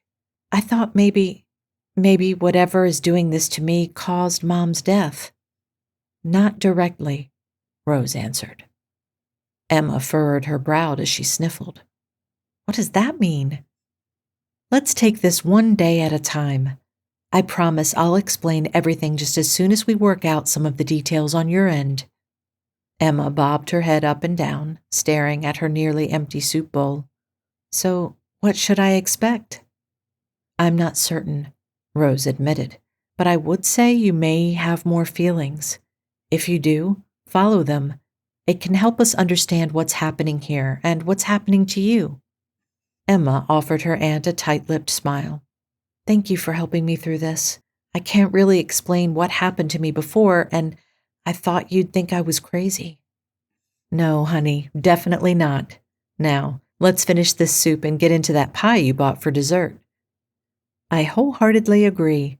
Chocolate will make everything better. The women finished their meal and inhaled 2 slices of pie each before they kicked their feet up in the sitting room. I am stuffed, Emma said as she let her head fall back against the chair. Me too. I shouldn't have had that second piece of pie, but I can see why she's added it to her bakery offerings. It was excellent. Definitely. Silence fell between them for a few moments. Whew, I'm beat, Rose said. I may have an early night before I tackle work tomorrow. Which painting are you starting on? Rose flicked a finger to a large landscape above the fireplace. That one. Wow, that's a big painting to start with. It is, but it's so beautiful. I can't wait to just stare at it all day. Stare at it or restore it? Both. Rose shrugged her shoulder and grinned at her. I can admire it as I work on it, and I'm curious to see if the frame can be shined up. It looks like it was a lovely gold many years ago. Emma smiled and nodded at her. I'm afraid to go to sleep. Rose's grin turned to an expression of concern. Because of the nightmare? What if something comes over me in the middle of the night, like it did when I went to the office? Want me to bunk in with you? Rose asked. Emma clicked her tongue. I'd hate to ask you to do that. I'm sure I'll be fine. I just don't know what to expect from myself. Ever since I found that locket, I've had an odd feeling. I'm happy to do it. If it makes you feel more comfortable, it's fine. Emma stretched and yawned. You know, I think I'll be okay. If I change my mind, I'll wake you. But I think my research trip to town may have tired me out enough to fall asleep. Are you sure? Emma rose and bobbed her head up and down. Yes, I'm sure. See you bright and early tomorrow morning? If you don't mind, I'd like to get an early start on this. Rose motioned to the painting. I don't mind at all. See you in the morning. The women parted ways outside of Emma's room. Rose continued to her own bedroom, changed into her nightgown, and climbed into bed. She lay awake, her mind whirling. Was her assumption about her niece correct? This would be the age where she'd start experiencing things. Hopefully her transition would be easy.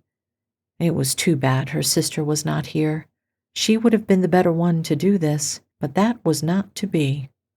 She sighed as she settled into the pillows and finally drifted off to sleep. Bright sunshine woke her the next morning. She slid from her bed with a yawn and hurried to dress before she stepped into the hall. She eyed Emma's door as she passed it, wondering if Emma had slept. She considered knocking, but didn't wish to wake her, in case she hadn't slept and needed the rest. She wandered her way through the house to the kitchen. A sweet aroma floated through the air as she approached. Good morning, Emma said as Rose entered. She flipped a pancake on the griddle before she lifted 2 off the black surface and placed them on a plate. Just in time. Look at you. Did you get any sleep? The best, Emma smiled as she poured more batter on the griddle. As soon as my head hit the pillow, I was out, slept through the night, and woke up feeling refreshed. That's great. And for me, too. These pancakes are fantastic. Thank you. She lifted 2 more finished flapjacks off the cooking surface and plated them before she drowned them in maple syrup and cut off a piece. Are there ladders or step stools in the house? We'll need them to get that painting down. They discussed their plans for removing the painting as they finished their breakfast. After cleaning up, they located the ladders and headed for the sitting room to pull down the first painting. They lifted it from the wall, balancing it between them with clenched teeth from its weight. Whew, that's heavy, Emma wiped at her brow. Yeah, let's set it down a second before we shuttle it to the workspace. They carefully set the large painting on the floor. Emma's brow crinkled as she glanced up to where it had hung seconds ago. Hey, there's a wall safe up there. Oh, yeah. Wow, I can't imagine trying to get to that with this heavy thing in the way. Rose patted the frame. It doesn't look like it's been used in a good while. There are cobwebs all over it. Emma climbed onto the step stool again and batted at a few of the webs. No wonder, Rose answered. Okay, I think I'm ready to haul this thing to the workspace. Emma backtracked to the floor. They balanced the painting between them and carried it out the door. As they rounded the corner to the back hall, Emma blinked a few times. The painting slipped toward the floor. Need a break? Rose asked. No, Emma? 34, 16, 26. Rose screwed up her face. What? I don't know, those numbers just keep rattling through my mind. Rose set her edge of the painting down, leaning it against the wall. Do you think that may be the combination to that safe? Emma chewed her lower lip. I'm not sure, but I could try it. Why would that pop into my head? Maybe because you're supposed to find something there. Emma stared at her for a moment before she shook her head. Well, let's get this painting to your workspace, then I'll try it. They finished their trip and set the painting up on the easel. Rose dusted her hands off and glanced at Emma. Let's try that combination. If this works, I'm going to have to admit there's something more going on here. Rose offered her an amused grin as they made their way back to the sitting room. Emma climbed onto the step stool again and grabbed the dial. Here goes nothing. She spun the dusty wheel back and forth until she landed on the last number. She grabbed the handle and yanked. The safe door swung open on protesting hinges. Her eyes went wide as she shot a glance at Rose, who looked on from the floor. Is there anything in there? Yes, Emma said, her brow furrowing as she reached inside. She pulled out a tarnished pocket watch with a cracked face. Rose knitted her brows, wondering why such an item would be kept in a safe. She opened her mouth to ask the question, but the expression on Emma's face stopped her. The young woman's eyes glazed over as she stared into space, the pocket watch cradled in her hand. "Emma?" Rose questioned. But Emma didn't respond. She remained locked in her own mind and unable to communicate. Chapter 8. My teacup clattered down onto the saucer, and I gulped. "What? Seriously? Is she okay?" My grandmother snapped her gaze to me. "It sounds like you could use another cup of tea." "Is Emma just fooling around, or is something wrong with her?" My grandmother smiled at my frenzied question. I tugged at the sleeves of my robe, not wanting her to see that I had goosebumps from the eerie tale. I was really glad it wasn't storming at the moment, or else I may have been too frightened to continue. "What happened to Emma is very interesting. I don't want to shortchange it. Let's make another cup of tea, and I'll tell you a bit more. Though I do want to show you the painting studio and help you get settled into your new space." I shrugged. "Maybe you can help me settle in while you tell me more of the story." "That sounds like a lovely idea. All right, I'll tell you what happened to Emma over another cup of tea, and then we can move upstairs and make your room your own." I rose and shuffled behind my grandmother into the kitchen. She filled the kettle while I replaced the sugar and tea bags in the cups, readying them for another round. I drummed my fingers against the countertop as I waited for the tea kettle to whistle. "Didn't anyone ever tell you a watched pot never boils?" Grandmother asked, as she pulled a white box from the cupboard and removed several cookies from it, laying them on a plate. "That's just stupid. It has to boil sometime." "You're very clever, Carly," she said as she put the box away. "I hope you like ginger snaps." "I've never had them." Grandmother looked at me as though I'd said something odd. I shrugged. "I've had those iced oatmeal cookies that come in the plastic container." She arched an eyebrow. "These are my own. I hope you'll enjoy them." The whistling tea kettle announced the boiling water, and Grandmother flitted past me to pour it into the cups. "You see, you took your eyes away for a moment, and the kettle boiled." "Just coincidence. I don't believe that old wives' tale." "Don't you? And what about the ghosts? Are you still quite sure they don't exist?" I shrugged as I bobbed my tea bag up and down in the water before discarding it in the sink. "Maybe. It depends on what happened to Emma." Grandmother grabbed her saucer and teacup in one hand and the plate of cookies in the other. "What do you think happened?" "Maybe she's fooling around." "Fooling around?" she asked over her shoulder as we made our way back to the sunroom. "Yeah, you know, like she's trying to scare her aunt." "Interesting theory," she answered as she settled into her wicker rocker. Mine creaked and groaned underneath me as I sat down again and pulled my legs up. "So, was she doing that?" Grandmother flicked her eyebrows up as she continued the tale. Emma stood motionless in front of Rose with the pocket watch still clutched in her hand. "Emma?" Rose called again. "Emma!" Emma gasped in a sharp breath. Her eyelashes fluttered. She glanced around the room as if seeing it for the first time. "Emma, what happened?" "Was I?" Emma cocked her head, prompting Rose to fill in the details. "Stuck somewhere, I think. You weren't responsive, just staring straight ahead." Emma crossed the room and collapsed in a chair.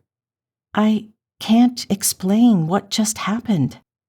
"Try," Rose said as she perched on the edge of a chair. Emma stared down at the pocket watch still in her hand as she sucked in a deep breath. "I saw something." Rose reached out and squeezed her niece's arm. "Take your time, Emma." "When I picked up the watch, it's like time stopped, and suddenly I was somewhere else." "Could you identify where?" Emma bobbed her head up and down. "The ballroom." "That's interesting. Was there anything in there?" Emma blew out a shaky breath. "Yes." "What?" "Two people dancing, but they weren't there, or I wasn't there. One of them had this pocket watch." Rose arched an eyebrow. "I couldn't have seen it, though. I never left this room, right?" Rose chewed her lower lip for a moment. No, you didn't. You must have had a vision of it. Vision? I think we're being led to a series of things related to the spirits in this house. Why, I'm not sure yet, but it seems you were told the combination to that safe to find this pocket watch and see that vision. Maybe it's related to the wartime couple. Emma licked her lips as she shook her head. No, it wasn't that man, not the man from the locket, and she looked like she was from the 1920s, not the 1940s. She buried her head in her hands. This can't be real. Rose rubbed her shoulder. I'm sorry, Emma, but I think you have to admit that it is. Maybe I'm just making things up in my head. We don't have any real proof. Rose batted her eyelashes as she searched for a way to convince her niece. The young woman stood up and set the pocket watch on the table before she strode from the room. Where are you going? To find proof, Emma called over her shoulder. Rose hurried behind her. How are you going to do that? I have a camera, a new thing called a Polaroid. It spits out a photograph instantly. I'm going to take a few in the areas where we've experienced odd things and see if I can capture anything definitive. Rose pondered the idea as she followed Emma to her room to retrieve the new device. Her mind whirled, wondering if it would capture anything. Show me the spot in your bedroom where you saw the supposed spirit. Rose nodded and led her down the hall. Just there. She pointed to the corner across from the bed. Emma aimed the cube-like camera at it and pressed a button. A small rectangle spit out the front of the machine. She grabbed it and wobbled it in the air. There's nothing on it, Rose answered. It takes a moment to develop. Rose arched an eyebrow. It develops moments after it comes out of the camera? And you don't think magic exists? Very funny, Aunt Rose. Emma glanced at the still gray picture before she waved it around again. Here it comes. True to her word, an image began to form. It showed nothing out of the ordinary. Nothing so far. Emma spun on her heel and headed for the hall. I'll try where we found the locket, the letter, and then the ballroom. Rose followed her to the next location. Emma snapped a picture of the desk that housed the locket and drawer they'd found it in. Neither picture showed any evidence of paranormal activity. They tried the smaller desk in the office, but found no traces of the supernatural. I'm beginning to think I made that vision up in my head, that I only thought I saw something. Rose raised her eyebrows at the statement, unconvinced her niece had created the vision herself. And how did you know the combination to the safe? Lucky guess? Or maybe I saw it somewhere else. They turned the corner and headed to the double doors leading into the ballroom. Rose reached the doors first and paused, her fingers lingering on the cold brass doorknobs. She glanced over her shoulder at Emma. Are you ready for this? Emma sucked in a deep breath and nodded. Rose swept the doors open and studied the space, dimly lit as the morning sun rose on the opposite side of the house. Nothing seemed out of the ordinary. Rose kept a close eye on Emma as she crept into the room and scanned it. Do you feel anything? With her lips puckered, she shook her head. Nothing, but this is exactly where I saw the vision of the dancers. They were right there. She pointed a finger ahead to the center of the ballroom before she raised the camera and snapped a picture. It shot out of the front, and Emma grabbed it and waved it around as she studied the space again. Still nothing on my end. Let's see if this picture gives us any evidence. She shook it for a few more seconds before she held it out between them. Both women gasped before exchanging a glance. Emma pulled the picture closer. Is that what I think it is? It looks like the form of two people dancing, Rose answered as she traced the outline of the whitish smear in the center of the photo. Maybe it's a glare from the window. Try taking another from the other side of the room with the windows at your back. Emma stalked across the room and aimed the camera at the same location. The camera spit out a picture seconds later, and they waited for it to develop.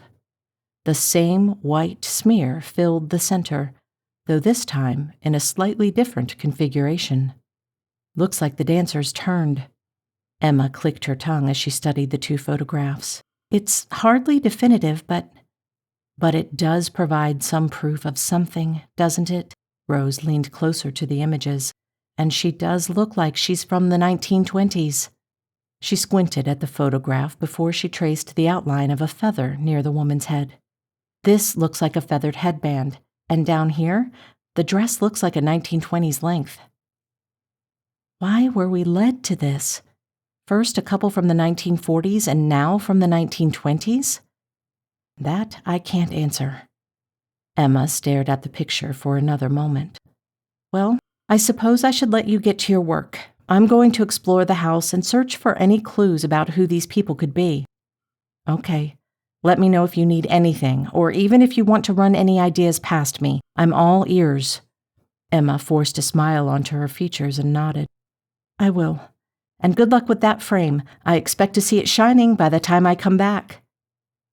Rose offered her a laugh as they parted ways. She wandered to her makeshift workspace with her mind whirling. Why had there been the appearance of another set of spirits? What did it mean? As she settled on her stool in front of the painting, she studied it, noting its brushstrokes and layering techniques. The landscape's muted but strong color palette created a warm, inviting picture. She lost herself in the restoration work, her questions melting into the light and shadows on the canvas. Not even the hurried footsteps that approached her hours later snapped her out of it. "Aunt Rose!" The excited voice snapped her out of her focus on her work and back into the real world. She flailed her arms in the air as her heart skipped a beat. The cleaning swab flew from her hand and clattered to the floor as she spun to face her niece. "Oops, sorry. I didn't mean to startle you." Rose pressed a hand to her chest as she forced out a laugh. "I was lost in that painting." "Looks like it." Emma crossed the floor and scooped up the tool to return to Rose. Rose shifted her gaze to the book clutched tightly to Emma's chest. "Did you find something?" "I did." She pulled a stool closer and plopped onto it. "Take these." Emma handed Rose the photographs they'd snapped earlier before she paged through the book. Images from a bygone era flew past until she stopped on one page and spun the book to face Rose. She tapped one of the pictures. Rose leaned closer to study the picture. A man and woman sat in the middle of it on a love seat. To the right and left, two women sat in armchairs. Behind one, a man stood with his hand on her shoulder. Behind the central couple, two men stood with their hands clasped in front of them. The lone woman on the couple's left glanced over her shoulder. Rose followed the line of her gaze, finding the blurred image of a male servant in the background. Rose flicked her gaze up to her niece. "What is it that struck you about this picture?" Emma poked a finger at the distracted woman in the photograph. "That's the woman I saw in my vision. And that," she said, shifting her finger to the blurred servant, "is the man. These people lived here at some point. I didn't make it up. I saw a vision of the past." Chapter 9. I choked on the last sip of my tea as Grandmother uttered the last piece of the story. "What? Come on." "What?" she asked before popping the last bite of her cookie into her mouth. "Emma saw a vision of the past? Really?" The woman Emma saw while holding the pocket watch was the same woman she found in a family photograph. Grandmother collected the plate and both of our mugs before she sauntered toward the kitchen. I scrambled after her. "Maybe she only thinks they are the same person. I mean, how clear was her vision?" "Clear enough to recognize the woman when she saw her in a photograph," Grandmother said as she washed the dishes. I crossed my arms and frowned down at the reddish tiles on the floor. It couldn't be possible, right? Grandmother dried her hands on a dish towel as she twisted to face me. "Are you ready to work on your room?" "Actually, I'm going to hop in the shower first and change my clothes. I'm still in my pajamas." "That's all right. We don't mind days spent in jammies or lazy mornings around here." I pressed my lips together as I thought about it. I'd bet she'd sing a different tune when the school year hit. Yeah, as long as I'm not late for school, right? About that, she said, slipping her arm around me as she guided me toward the stairs. I wanted to talk with you about your senior year, but there will be plenty of time for that later. For now, you go ahead and get dressed, and I'll meet you in your room when you're ready. I crinkled my forehead at her statement as I climbed the stairs. I'd spotted a generously sized bathroom across the hall from my bedroom. I figured that was on purpose. I flicked on the lights, illuminating the large space, complete with a claw-footed tub, separate glass shower, large sink with makeup vanity, and towel warmer. My bathroom back home wasn't this nice. A sticky note in the shape of a witch's hat clung to the mirror over the sink. Fresh towels in the warmer and extras in the closet. I pulled down the informational sticky and stared at it for a moment. My grandmother seemed determined to help me settle in. Maybe it wouldn't be so bad here. So far, she'd been kind of interesting. I'd dreaded living there, but in the short time I'd been there, I'd already started to feel comfortable. I wasn't sure if it was all an act or not, but she didn't hate my hair or my quirky taste in clothes, and she had some interesting stories. I pondered what she'd pull out of her hat next for Emma and Rose. Was she making this up as she went along, or had she heard this tale from somewhere? I'd have to ask her, but maybe after she'd finished telling it. I found myself hurrying through my routine to get dressed so I could hear more of the intriguing tale. After donning my clothes, I combed my wet hair when a knock sounded at the door.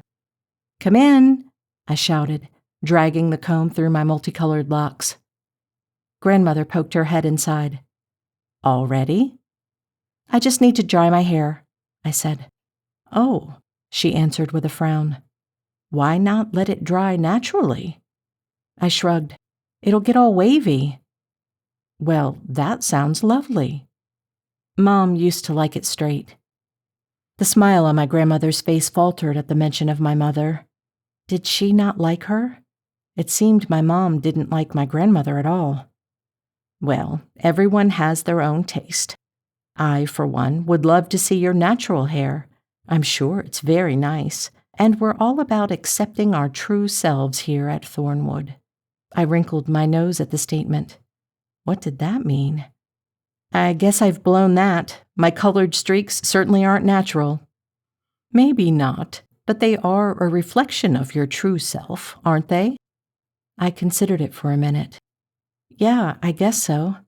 I like them. They help me express myself." "Then they aren't fake. Now, let's get down to business. I put away a few of your things, but there are still boxes that need to be unpacked. They're stacked in the closet." She crossed the room and opened the louvered door to a large walk-in closet. "Which do you wish to begin with?" I eyed them, melancholy sweeping over me as I recalled packing them angrily. I had been so angry when I'd left home, and when I'd come there, but since I'd arrived, that feeling had passed.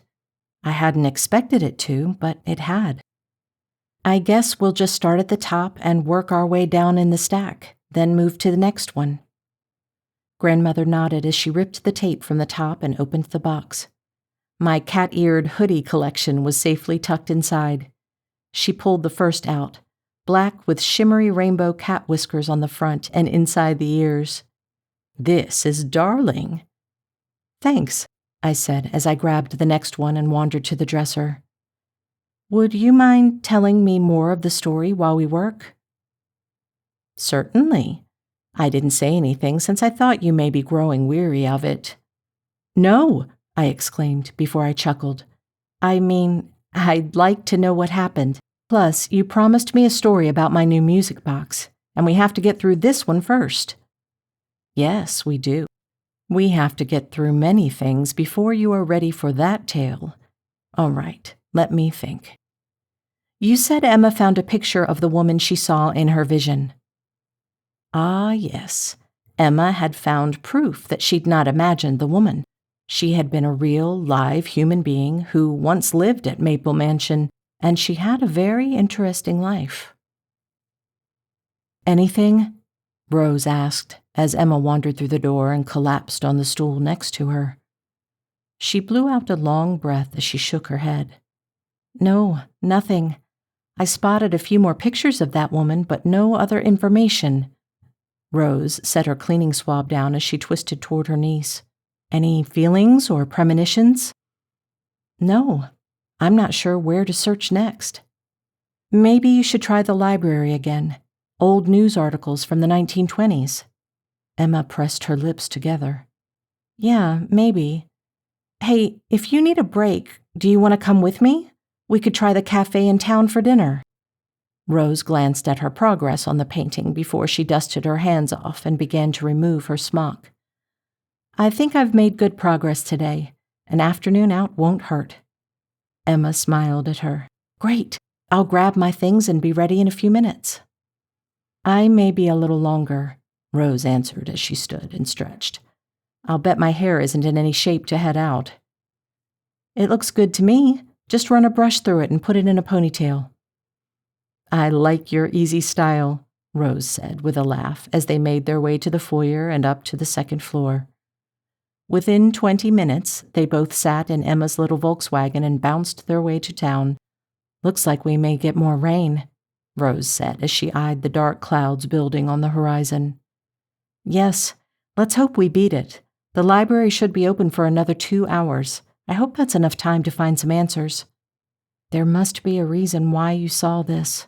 I hope we can find it. They arrived in town shortly after. Emma found a parking spot near the library. With notepads and pens in hand, they made their way into the library for their research mission. Hi, Emma said to the white-haired librarian behind the desk. I don't know if you remember me, but you're staying in Maple Mansion. Yes, I remember. Did you find what you were looking for yesterday? I did, and now I'm back for more information. Same era? Emma shook her head. No, the time in the 1920s. On to a new topic, huh? Emma smiled and nodded as the woman skirted the desk to lead them to the microfiche archives. She waved a hand at a shelf containing boxes of the film. Here are the old papers from the 1920s. If you need any help, just let me know. Thank you, Emma said with a nod. Oh, by the way, this is my Aunt Rose. She's the one doing the restoration work at the mansion. The two women exchanged hellos before a bell rang in the main library. Oh, that would be someone needing help. I'll leave you to it. Thanks again. Emma ran her finger down the boxes in search of the year. The picture I saw said 1921. Let's start there and work our way through the decade. Sounds good. I'll start at the end of the year. You start at the beginning. All right. We'll work each year toward the middle. They retrieved their respective microfiche boxes and found spots at the machines side by side to scroll through the newspapers. The first two proved fruitless. I've only got stories about ringing in the new year, Emma said as she packed and closed the box. I had stories about the outgoing year, Rose giggled as she did the same and followed Emma to the shelves for another box. They spent an hour working their way through the old newspapers. I'm beginning to think this is useless, Emma said as they finished off another set of papers from the year 1922. Well, we have another hour to go before the library closes. Let's see what we can get through. If we don't find anything, I'm game to come back this weekend and help you search through more. Thanks, Aunt Rose. Emma loaded her next microfilm into the reader and began to scan through the articles. Rose did the same, reading articles from late October. She froze as she reached the front page, her heart stopping as she read the headline. Emma, I think I found something. Emma shifted in her seat to peer at her aunt's screen. What is it? Rose swallowed hard as she stared at the bold black letters on the white page. Body found on Maple Estate.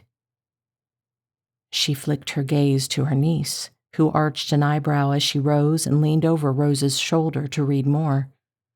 A body was found early yesterday morning in the woods behind Maple Mansion by 2 children searching for their lost dog.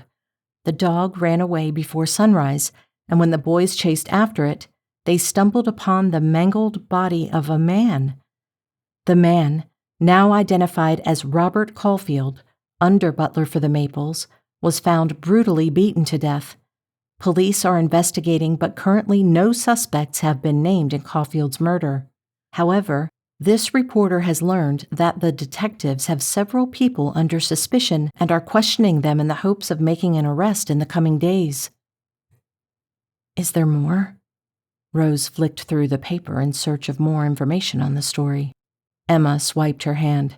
Try the next day. Rose flicked through the rest of the pages in search of the next day.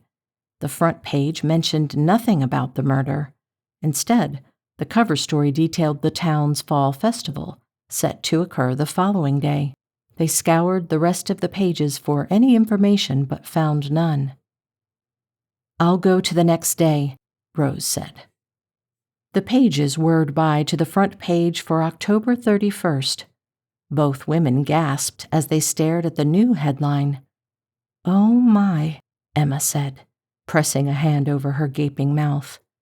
On the page, a picture of the woman Emma had seen in her vision. Above it, the bold words announced, Heiress dead in apparent suicide. Chapter 10. My jaw dropped as I sank onto the edge of my bed with my sequin pink hoodie clutched in my hands. Seriously? The girl she saw in the vision is dead too? Yes, she was. A tragic story. I stared down at how the sequins caught the light, my mind whirling. Or not? What do you mean? Grandmother pulled a pair of my leopard print leggings from a box and refolded them before she tossed them into a drawer. I mean, that guy died, the Unger butler or whatever? Under butler. Right, that, I said, poking a finger at her.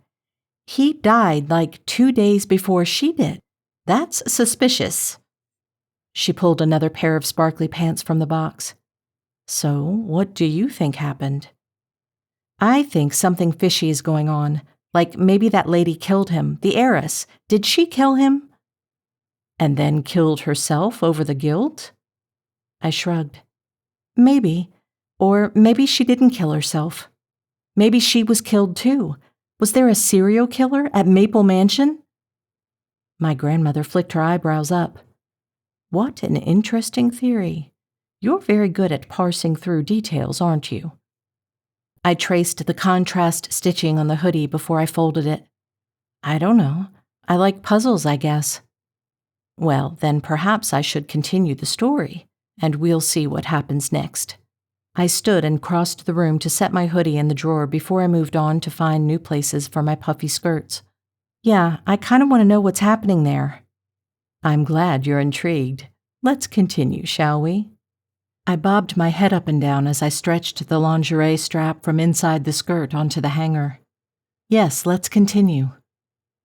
With a smile and nod, my grandmother picked up where she left off.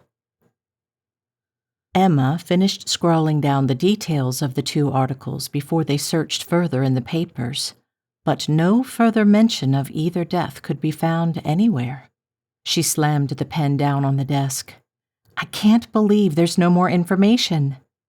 Me either. This is really odd. 2 deaths within days of each other on that estate, and not even a follow-up article. The chair creaked under her as Rose leaned back in it. That is odd, Emma answered. The librarian poked her head into the room.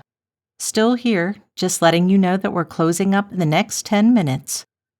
Emma sighed as she began gathering her materials. Thanks. We're open tomorrow and even Saturday if you need to come back to continue your research. Emma shook her head. Thank you, but we've hit a dead end, literally. Oh? The woman asked as she stepped closer. Maybe I can help. I'm in tomorrow and would be happy to pull any information I may have on whatever you're researching. Rose flicked her gaze up as she chewed her lower lip. Well, we found something curious in the papers, but there was no additional information for the rest of the year. Maybe you know something we don't. The librarian smiled as she clasped her hands in front of her. Let's find out. What is it? There were 2 deaths at the estate October 1926. The librarian's features twisted as she shifted her gaze to her clasped hands, tightening them. Ah, yes. Emma froze as she stuffed her notepad into her bag. Do you know something? The librarian lifted her shoulders in a shrug.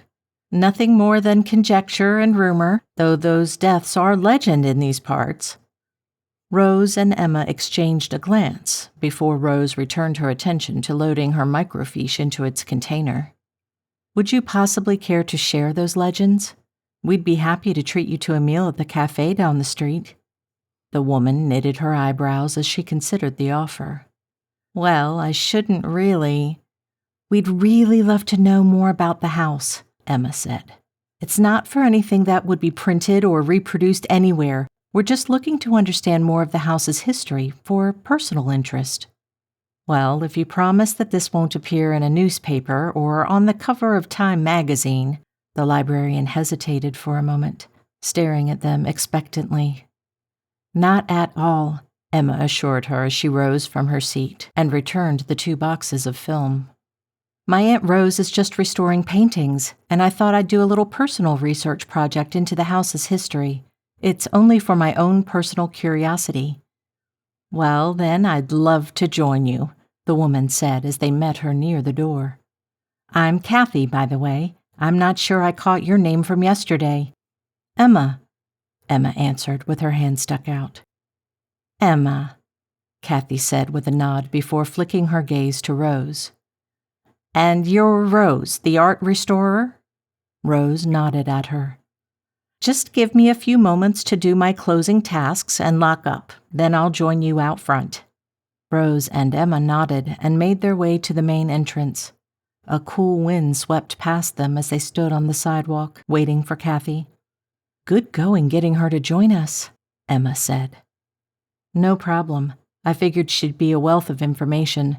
She'll make this go much faster than trawling through every newspaper in the 20s. Emma smiled and nodded at the sentiment. No rain so far. I hope it holds off until we're back at the mansion. Me too, but I couldn't pass up this chance to get the scoop. So, if we get rained on, I guess it's the price we pay. Kathy emerged from the library and pulled the door shut behind her. She twisted a key in its lock, then jiggled it before she hefted her purse strap a little higher and descended the 3 stairs to meet them on the sidewalk. Ready? We are. Thank you so much for this, Rose said as they started toward the cafe 2 blocks away. Oh, think nothing of it. I'd love to learn more about you both. You'll be in town for several months, right? Yes, I'm on contract for at least 6 months to finish the art restoration work. Longer if the paintings require it. Rose brushed a wayward lock of blonde hair away from her face as the wind whipped past them again. Kathy shifted her gaze to Emma. And are you an art restorer too? No, Emma answered. I'm just the muscle. I help Aunt Rose get the paintings up and down off the wall and carry them to and from the workspace. I'm still figuring out what I'd like to do in life. Well, with your nose for research, you'd make a great historian or reporter, Kathy said with a grin as they reached the cafe. Rose pulled the door open and ushered the others inside in front of her. The waitress greeted them all with a warm smile, calling Kathy by name. She motioned to a corner booth, and they made their way to it, sliding onto the pleather seat and adjusting the paper placemats in front of them. How long have you been here? Rose asked as they perused the menus delivered by the waitress. All my life, Kathy answered. I grew up here, in the shadow of Maple Mansion. I stayed, even went to a local college, then started as an assistant librarian and worked my way up to head librarian. Wow, you seem so young still, Rose answered. Oh, I'm not too old. The last librarian had been there since I was a kid. I wasn't assistant librarian for long before Mrs. Anderson retired. They placed their orders and settled in to wait for their meals. So, you must have lots of stories beyond just the one we were tracking from the 1920s, Rose said after a sip of her lemonade. Oh, yes, that house has quite a reputation, always has. Kathy furrowed her brow. What made you interested in that era, anyway? Had you heard about the deaths before you came here?" "No," Emma said, shooting Rose a glance. Rose bit her lower lip. They couldn't really explain why they'd suddenly become interested in the tale, but she'd take a stab at filling in enough of the gap that hopefully the librarian would be satisfied. "We actually just learned about them in the paper. We were looking into them because of a curious note we found at the mansion." "Oh, I see," Kathy said with a nod. "Well, as you may have gleaned from the newspaper, there were 2 tragic deaths in 2 days on the estate. First, the man found beaten to death, then the suicide of the heiress." "Yes, odd timing, isn't it?" Emma asked. "Well, not when you consider the rumor that tied them together." Emma flicked her eyebrows up as she sipped her iced tea. "Were they somehow related? Was it not a suicide?" "Oh, it was a suicide, all right, but the deaths were still related," Kathy said. The waitress arrived with a tray laden with their meals, and the conversation lulled as they waited for everyone to receive their plates. After a few bites of their meal, Rose wiped her hands on her napkin. "Sorry to push, but you were just getting to the good part." "Oh, right. Sorry. I didn't want to say too much in front of Grace. Some people get upset when we tell the town's dirty little secrets." "We won't tell, we promise," Emma said, raising 3 fingers. Kathy smiled at them as she stabbed at a few of the French fries on her plate. "Well, the thing is, and of course this has never been proven, but the rumor was that Victoria Maple, the heiress who killed herself, was having a torrid love affair with one Robert Caulfield." She sat back with a smile playing on her lips as Rose and Emma's jaws unhinged. "Really?" Emma gasped. "That's what they said. The 2 were constantly being caught alone together, and in those days, an affair with a servant was frowned upon, particularly for a woman." "I'd imagine so. So, did she kill herself because of his death?" Rose asked. "Yes, she was broken-hearted over it, inconsolable supposedly." "How terrible," Emma answered, dredging one of her fries through ketchup. "Did they ever find out who killed Robert?" Kathy's eyebrows lifted again, but she pressed her lips together into a thin line as Grace made her way back around to check on the table. With assurances that they needed nothing else with their meal and a dessert order in hand, she sauntered away, leaving them to their conversation. Emma leaned closer to the librarian. "So, did they find the killer?" Kathy set her fork to the side as she closed the distance between them. "Some people said the killer lived out the rest of his days in this very town." "So no one was ever arrested?" Kathy shook her head. "The police never arrested anyone. They said they never found any evidence conclusive enough to make a case, but that didn't stop people from conjecturing, and the same name came up over and over again." "What name?" Rose asked. Kathy sucked in a breath, her eyes darting from side to side before she whispered, "Charles Maple." "Victoria's father?" Emma gasped. Kathy nodded. "Yes, her father. As you mentioned, the affair with a servant was highly frowned upon by the family. She and her father had many arguments over it. The rumor is that Victoria and Robert planned to run away together, but her father caught wind of the plan.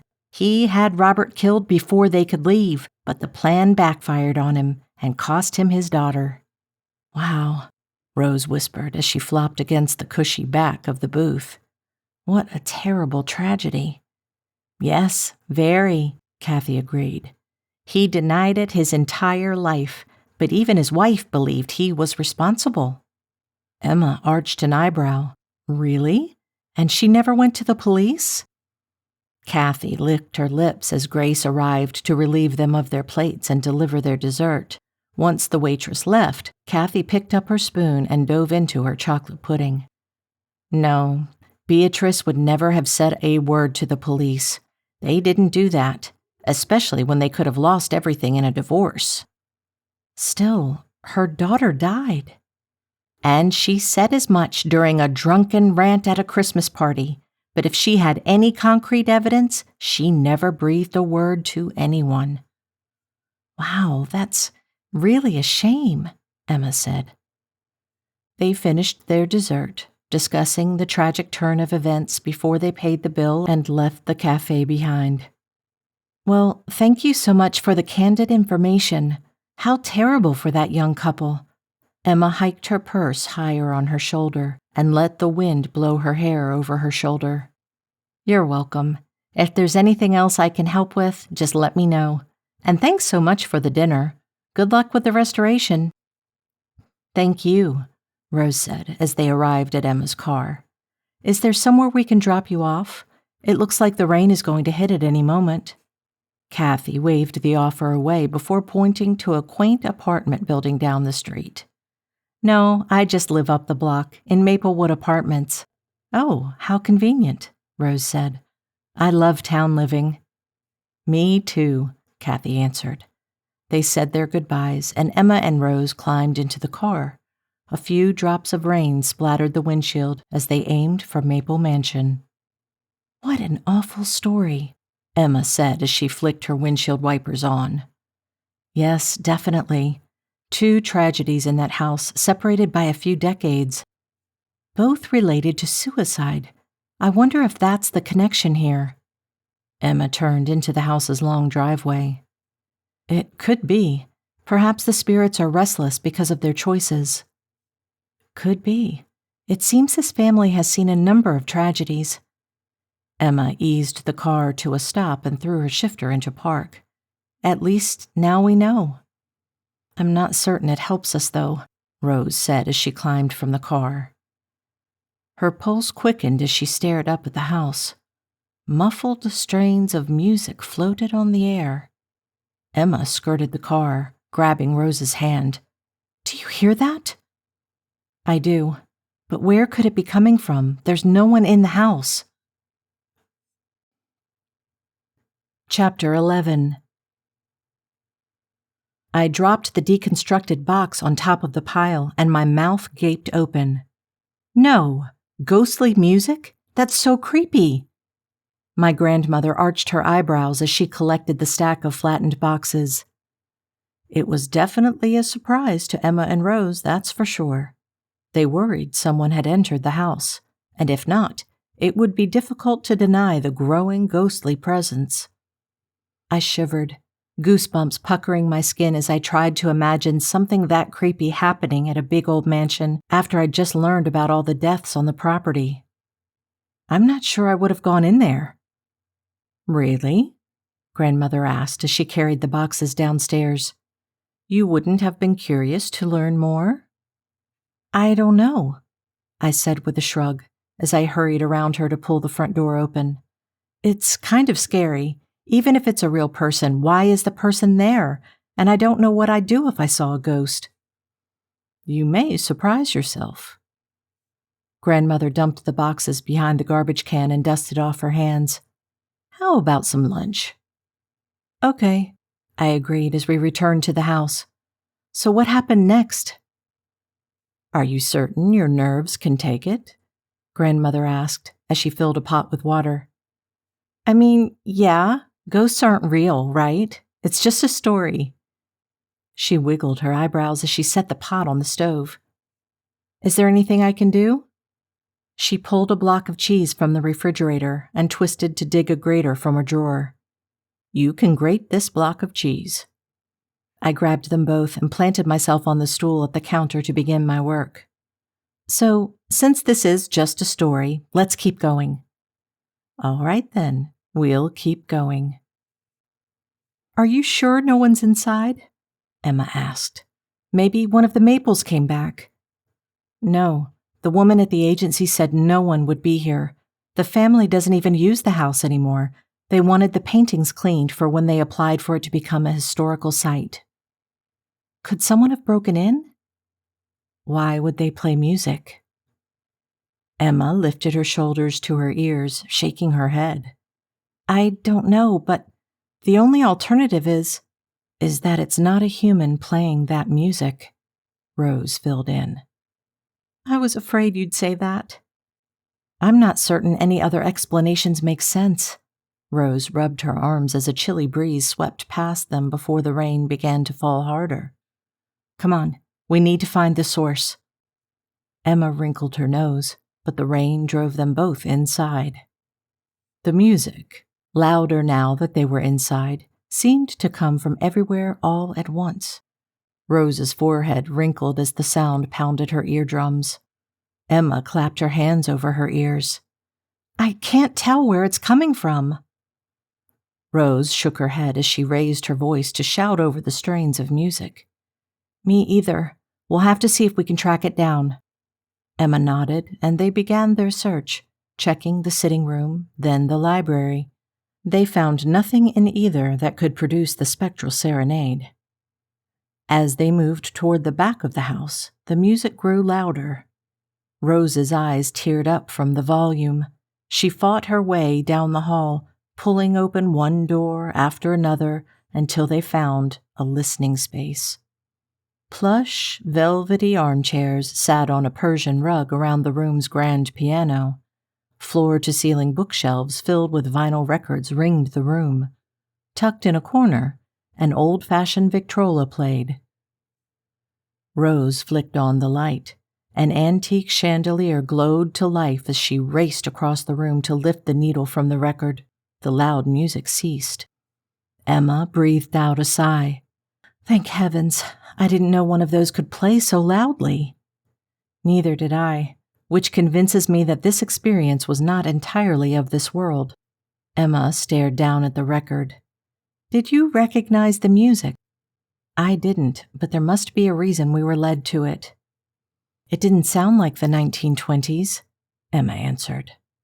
"Nor the 1940s. It sounded older." Rose lifted the record from the table and studied it. "I wonder if there's anything on the opposite side." "Give it a try," Emma said. "But if it's loud music, turn it off." Rose nodded and spun the record to the opposite side before laying it on the turntable. She grabbed the crank and rotated it 6 times. The turntable began to rotate. Rose lifted her eyebrows, shooting a glance at Emma before she swung the needle to hover over the spinning vinyl. After a nod from her niece, she lowered it to touch the record. A clicking noise emerged from the speaker as the needle traced the black material. They waited a few seconds, but no other sounds came. "Maybe it's blank," Emma whispered. Rose opened her mouth to respond when a new voice entered the conversation. "The disappearance of Freddie Chambers." Rose's heart skipped a beat and she startled, pressing a hand against her heart. "That scared me." "Me too," Emma admitted. "Put it back to the start. I didn't hear it clearly because I was too startled." Rose lifted the needle and repositioned it. They waited for the voice to speak again, this time prepared for it. The faraway female's voice echoed through the speaker again. "The disappearance of Freddie Chambers." Rose lifted the needle again. "Who is Freddie Chambers? Did you come across that name in your research at all?" Emma shook her head. "No, this is the first I've heard that name. Is there more?" "Let's find out." Rose wound the Victrola again to keep the table spinning before she lowered the needle. The voice read the haunting words one more time as Rose chewed her lower lip, awaiting more information.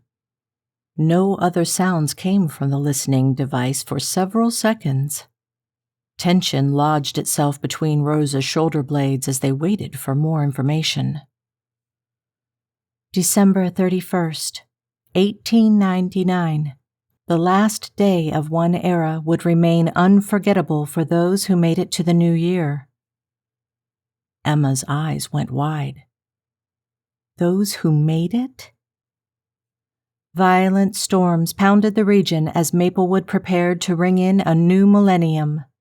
Uncharacteristic for the region in the winter season, Many believed it to be an omen of bad things to come. The voice paused again before it added, "They were right." Outside of the characteristic clicking of the needle scraping against the vinyl, no other noises split the silence. Emma rushed forward and smacked the needle away before wrapping her arms around herself. "Okay, that was kind of scary. I think we have to hear this, though." "I know," Emma said. "We were led here for a reason, but I could sure use a warm drink and comfortable clothes before I settle in for this tale." "Led here? Are you starting to come around to the idea that this is something from beyond the grave?" Emma shifted her gaze to the burgundy rug, rubbing her sneaker over a gold swirl. "At this point, I'm not sure I can attribute this to anything else." Rose rubbed her niece's shoulder, offering her a consoling smile. "I know it's hard to believe and accept, but Emma, there are things in this world we can't explain." "Which makes this story all the more chilling.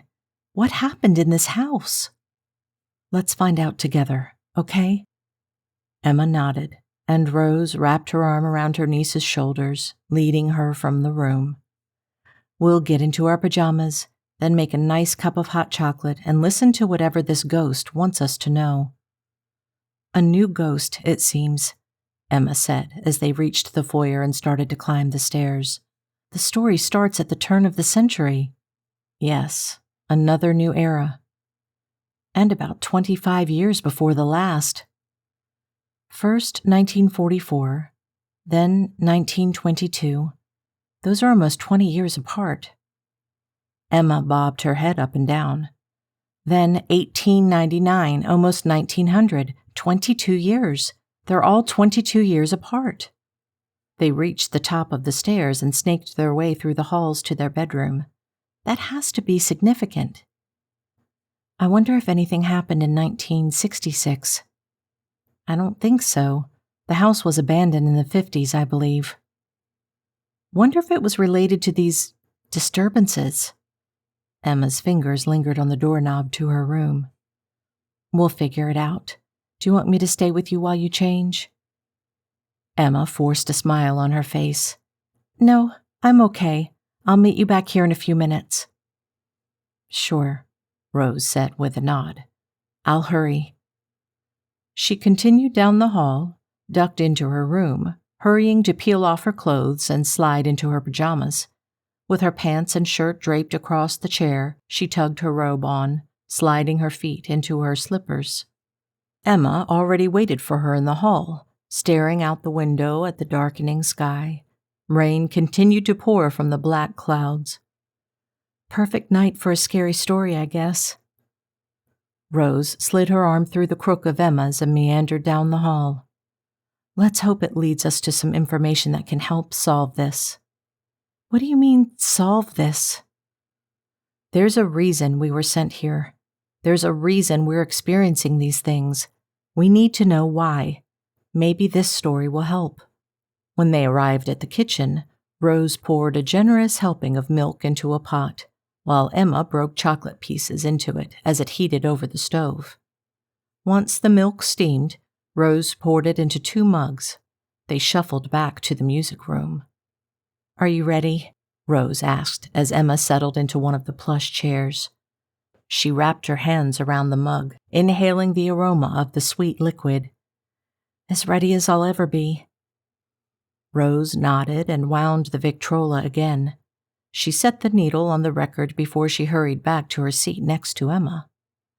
The haunting woman's voice announced the story and offered the first chilling glimpses into a new year no one would forget. Silence filled the room as they waited for the story to continue. Rose sipped the warm, sweet liquid, allowing it to dance across her tongue before she swallowed it. It warmed her, despite the frightening introduction to the tale. To celebrate the new millennium, the Maples planned an elaborate celebration at Maple Mansion. With a full house, the party began well before the last night of the new year. December 31st would be the pinnacle of the celebration. a crown jewel in the mansion's illustrious history, and it would be a night no one forgot. "I wish she'd quit saying that," Emma said with a shiver. Rose patted her hand as the speaker began again. The party started with an elaborate dinner. The dining room overflowed with VIP guests, including Frederick Chambers. The world-renowned pianist had been invited to provide a private midnight concert for the exclusive guests at the mansion. "A pianist," Rose said. "I'm not familiar with the name." "Me either. Maybe because he's from another century." But the guests would be robbed of their concert. "Do you think it's another murder?" Emma whispered. The clock would strike midnight, but there would be no music. Only silence, an eerie silence left behind when Freddie never arrived for the concert. What happened in the minutes he'd been left alone remains a mystery. Rose arched an eyebrow. He disappeared in minutes? As if in response to the question, the record continued its tragic story. The musician had arrived for the dinner party in his tuxedo. He'd sat next to the lady of the house. He'd made small talk with her about his room, the weather, and his upcoming tour of Europe. "How pleased we are to have you here with us this evening," she had said. They'd followed the dinner with drinks and a rousing game to pass the time before midnight. The game, which asked guests to build a story about a man who mysteriously disappeared, concluded with a gruesome fictional murder, a fact that many guests would lament and several would wonder about later. Had someone's imagination been too tempted? Rose sat back in her chair, imagining the turn-of-the-century party. Guests sat with their cocktails while a blazing fire lit their faces as the frightening tale unfolded. Each chilling detail made the tale more and more horrifying. As the midnight hour approached, the voice recounted, 20 people left the sitting room, but only 19 returned. Notably missing was Freddie. The musician never came. The piano bench sat empty. Guests grew restless. As the clock struck midnight, the hostess excused herself, hurrying to the musician's room. The assumption had been he had merely fallen asleep. Perhaps too much alcohol, one of the guests said. But Madame Maple would return with a different story. Freddie was nowhere to be found, not in his room, though all his belongings remained. Madame Maple hadn't found him anywhere. "He is surely somewhere," her husband assured with a chuckle. A search party would be formed. The guests would comb the house, but no traces of the musician would be found. As the sun rose over the horizon and cast the first light of 1900 on Maple Mansion, it would do so with one less guest. No trace of Freddie Chambers would be found anywhere. Not in the house, not on the estate, not in town. He would never be seen or heard from again. He had simply vanished. The needle raced toward the center of the turntable and banged off the metal rod holding the record. It continued to bounce back and forth, a scratchy clicking the only noise breaking the silence. Another ghostly tale, another unsolved mystery. What did the spirits have in store for them next? Chapter 12. I wrapped my arms around myself and shuddered. How many tragedies had this house seen, and why? I sat silent for a moment as I pondered the mystery and how it would have affected Rose and Emma. I couldn't imagine wanting to stay in that house after hearing that scary story. My eyes fell to my empty plate. I'd just eaten homemade macaroni and cheese. just like those two women had before they would live through one scary experience after another. This couldn't be real, I figured. It was all just a spooky story my grandmother made up. I did want to know what happened next, so I opened my mouth to ask her to continue while we cleaned up, when her phone rang. "Oh, excuse me for a minute, dear." She swiped to answer the call, greeting whoever was on the other end. Yes. She smiled at me as she rose from the table and waved a finger in the air to excuse herself. I nodded as I collected the plates. "Just leave those," she whispered before she disappeared from the room. My mind wandered as I grabbed the plates. I was used to cleaning up after myself anyway, and I hoped to see the art studio and hear more of the story whenever grandmother finished with her phone call. As I carried the empty plates to the kitchen, my mind whirled. What would happen next to those two poor ladies, and how would they handle it? What would the endgame be? Was there a ghost in the house? I dumped the plates in the sink and turned on the water. Clouds built on the horizon again. It looked like we'd have another night of storms. Perfect weather for this story to continue. I squirted dish soap into the water and started to wash away the remnants of our meal. What did the ghosts want from Emma and Rose? Soon enough, I hoped to know the answers. After piling the last pot in the drainer, I dried my hands. With a sigh, I glanced around the kitchen. Maybe I'd wander around and take a look at my new home. I hoped grandmother didn't mind, but I figured I lived here now, so it should be okay. I headed out the back of the kitchen, away from the dining room, finding a large greenhouse. My grandmother must have had quite a green thumb. The large room overflowed with all manner of greenery. These must be the herbs she grew. I skirted around a pink and green plant with lush leaves when my grandmother's voice floated from a corner of the room. No, she's settling in just fine." I considered leaving, but I didn't. I wanted to hear her raw thoughts. Maybe it was wrong of me, but I couldn't stop myself from slinking behind a shelf filled with potted plants and chewed my lower lip as I turned my ear toward the conversation. "Yes, I have. She's very interested." I crinkled my brow. What was I interested in? Uh-huh.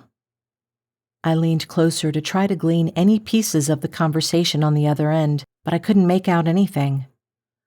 "Oh, no, not yet. She's not ready for anything like that." My nose wrinkled as I wondered what she was talking about. It had to be about me. I was the only person settling in, unless grandmother had another granddaughter she'd welcomed to the house. "I hope soon, but I can't say for certain.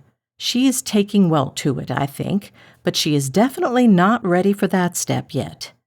Yes, I'll let you know as soon as I can. I understand that, but rushing her will not help the situation." What situation? "Yes, as soon as she is ready, you'll be the first to know." Uh-huh. "No, thanks for checking in, Vivian. I'll keep you updated. Bye." My eyes went round as she said that word. I hurried to sneak across the room and back into the kitchen, where I whipped the dish towel from the oven handle and raced to the sink. I picked up the pot and rubbed the towel against it as I pretended to be drying it. "Ah, there you are," grandmother said as she entered the room again. "You didn't have to do the dishes. I could have helped." "It's okay," I said with a smile. I wondered if she'd tell me about the conversation. "I don't mind." "How nice of you. Your parents did a wonderful job raising you, Carly." She slid a lock of hair over my shoulder as I finished drying the pot. "Leave the rest. I want to show you the painting studio." "Okay," I said as I slid the towel over the oven handle.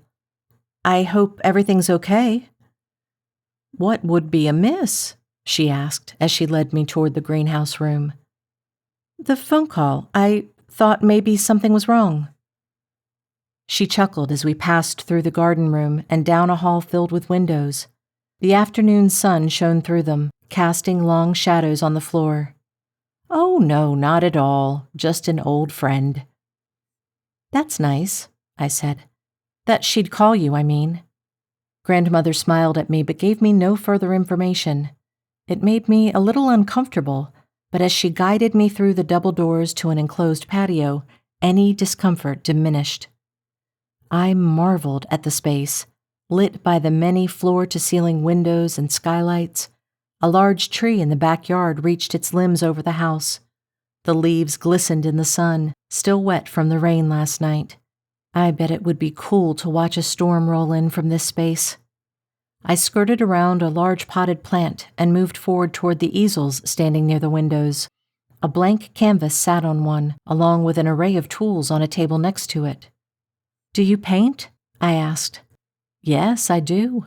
You said art was your favorite subject. I thought you may enjoy this." I bobbed my head up and down. "Yeah, definitely, though I guess I should do other things and just paint as a hobby."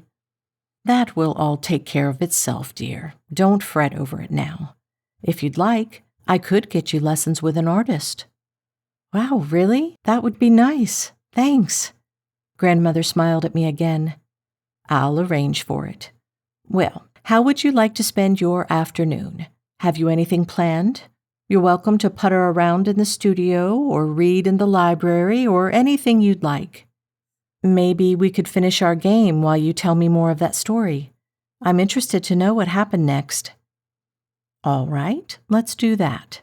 She wrapped her arm around me as she steered me toward the living room and continued with the tale. Rose set her mug down and climbed from her seat. She lifted the needle on the Victrola and set it in its dock. "That was some story," Emma said after she finished the last of her hot chocolate. "Yeah, I'm assuming it's true. We could verify it in the papers." Emma chewed her lower lip before she shook her head. "We could, but I'm certain we'd find it's true. I think we need to do more digging around here. There's a reason some force called our attention to this." "I'd agree with that." Rose sank into her chair again. "What I don't know is where we go from here." "I'm not sure about that either. We now know that something odd happened here every 22 years until the house was abandoned. What we don't know is why we've found this out, or what to do about it." Rose sucked in a breath as she tried to piece together the information they had so far and find something tangible to work with. As she pondered it, a sound emerged from the Victrola, despite the needle still being on the side. "The gold bedroom." Emma stiffened, leaning forward to stare at the speaker. "Did that just speak?" Rose crinkled her brow as she slowly nodded, her heart pounding. "I think so. I didn't catch it." "It sounded like it said, 'The gold bedroom,'" the voice said again. "The gold bedroom," both women repeated simultaneously. "What does that mean?" Emma questioned. The voice spoke again. "The gold bedroom." Rose pressed her lips together as she pondered it. "It must be a room in this house, but why are we being sent there?" "Find it in the gold bedroom. Find it in the gold bedroom. Find it in the gold bedroom." The voice continued in an endless loop, growing louder with each iteration. Emma pressed her hands over her ears. "How can we stop it?" Rose shot her a glance. "I think we'd better find the gold bedroom." They rose from their chairs, leaving their mugs behind as they scurried from the room. Even in the hall, the voice echoed loudly enough to hurt their ears. "It must be upstairs," Rose shouted over the racket. The voice only quieted slightly as they reached the foyer and climbed the stairs. "At least I can hear myself think," Emma said as they reached the upper level. "I'm going to check the map. Maybe it mentions a gold bedroom."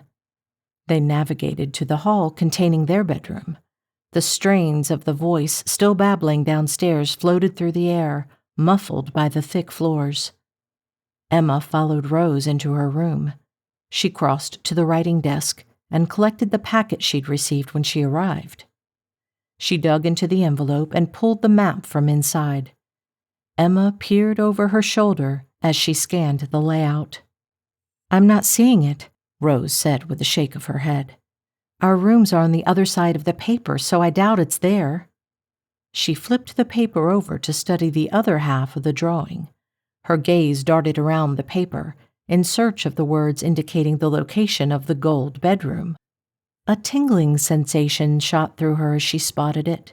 A lump formed in her throat, and her pulse quickened. She snapped her gaze to Emma. "The gold bedroom," Emma said, her eyebrows lifting with surprise. "Is mine." Rose sucked in a surprised breath as she studied it, recognizing the gold details the bedroom had been named for. "Why were we supposed to find this?" Emma asked as she searched the space. "I don't know, but this is where I saw this house's first spirit. There must be a reason for that." Emma crossed to the corner and studied it. "What are we looking for here?" Rose joined her. "I'm not sure, but there must be some clue, something that voice wanted us to find." She pressed her hand against the paneled wood wall before she rapped her knuckles against it. "It sounds hollow." "Do you think there's a panel here?" Emma asked. "I think so. This may be what we're looking for, but how do we trigger it?" Rose pushed on various locations of the panel before she moved on to try the sconce on the wall. Emma studied the decorative trim around the room. Golden leaves sprouted from the climbing ivy that decorated the room and wrapped itself around Rose's. She ran her hand over it before she leaned closer to study one of the rose petals. Her fingers traced the outline of it before she pushed it. The panel popped open, revealing a dark passage leading deeper into the heart of the mansion. "Emma, you did it!" Emma joined Rose at the entrance, and they both peered into the black hole. "I think this is what we were supposed to find. I wonder where it leads." "Let's find out," Emma said. "I'll find flashlights." "Downstairs in the pantry. I'll come with you. Then we'll tackle this together." They made their way downstairs to retrieve the flashlights. The record's voice continued to repeat the directive about the bedroom. They snaked their way to the kitchen and stepped into the large walk-in pantry to grab the flashlights. With the metal cylinders in hand, they returned to Rose's bedroom. An icy air wafted from the passage. Rose steeled her nerves as she flicked on the light's meager beam. It did little to beat back the darkness in the passageway. "Ready?" she asked her niece. Emma nodded, and they stepped into the dark hall, shoulder to shoulder. It continued for several feet before spilling into a room. Rose let the light sweep across the space. Cobwebs stretched from corner to corner. A burgundy chaise, covered in a thick layer of dust, sat across from them. A vintage writing desk was tucked into a corner. A shudder snaked down her spine as she clutched at her robe. "This is the room." Emma nodded as she let her flashlight beam fall on the writing desk. "The one from our dream." "Yes," Rose answered as Emma left her side and crossed to the desk. Her fingers ran over the supple leather wrapping a book. A sticky coating of dust covered her fingertips. She lifted the book and blew away the grit that had covered it. "What is it?" Rose asked as she joined her. Emma flipped it open. "It's a journal. I think this is what we were supposed to find. But why?" "Why indeed?" Rose said as she studied the scrawled writing filling the pages. Chapter 13. My heart turned over. If this story was real, it had just taken a tragic turn. No matter how uninvolved my parents had been, they'd never have done anything like this. The guy sounded like a complete maniac. Maybe she didn't die in there. I mean, why would she think that? "I didn't finish," my grandmother said. I swallowed hard. "Sorry, she was like my age, and she died in a hole somewhere. That's terrible." My grandmother reached out to squeeze my hand.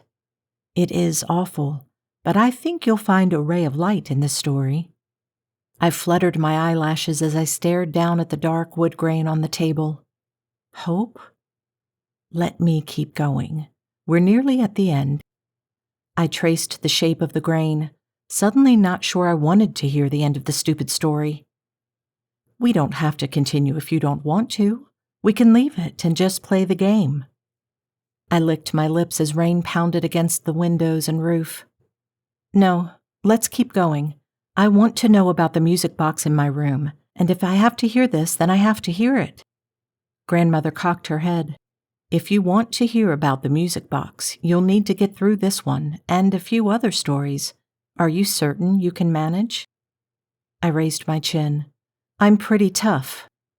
Grandmother rubbed my forearm. I promise it'll be okay. I heaved a sigh. It seemed weird to trust someone I barely knew, but for some reason I felt close to her. I couldn't explain why. Maybe I wouldn't by the time she finished this story, but I imagined when she said hope, she meant it. I settled my arm on the table and propped my head up as she continued. Emma shot her aunt an upset gaze. Rose pressed her lips together into a thin line. That poor girl. Emma went back through the diary. Her mother questioned her disappearance. Her father blamed her for ruining her mother and turning her against him. He got violent with her and hit her. She fell and smacked her head off the desk. Her last entry says she has a blinding headache and was going to lay down. There are no more entries after that. Maybe he took her for medical treatment. Emma shot her aunt a glance. I know, I don't want to face it, but it makes sense that she died in there, and that may be where all of this started. Do you think her spirit is trapped here? I don't think hers is the only one, Rose answered. Emma glanced at her with raised eyebrows. I think all of the tragedies we've come across may be feeding into this. I think there are multiple spirits here. Why? Emma asked. That I'm not sure of, but I think we have a situation where multiple ghosts are roaming this house. Do you think that's what drove the family from here? Rose shrugged as she traced the rim of her empty coffee mug. It could be.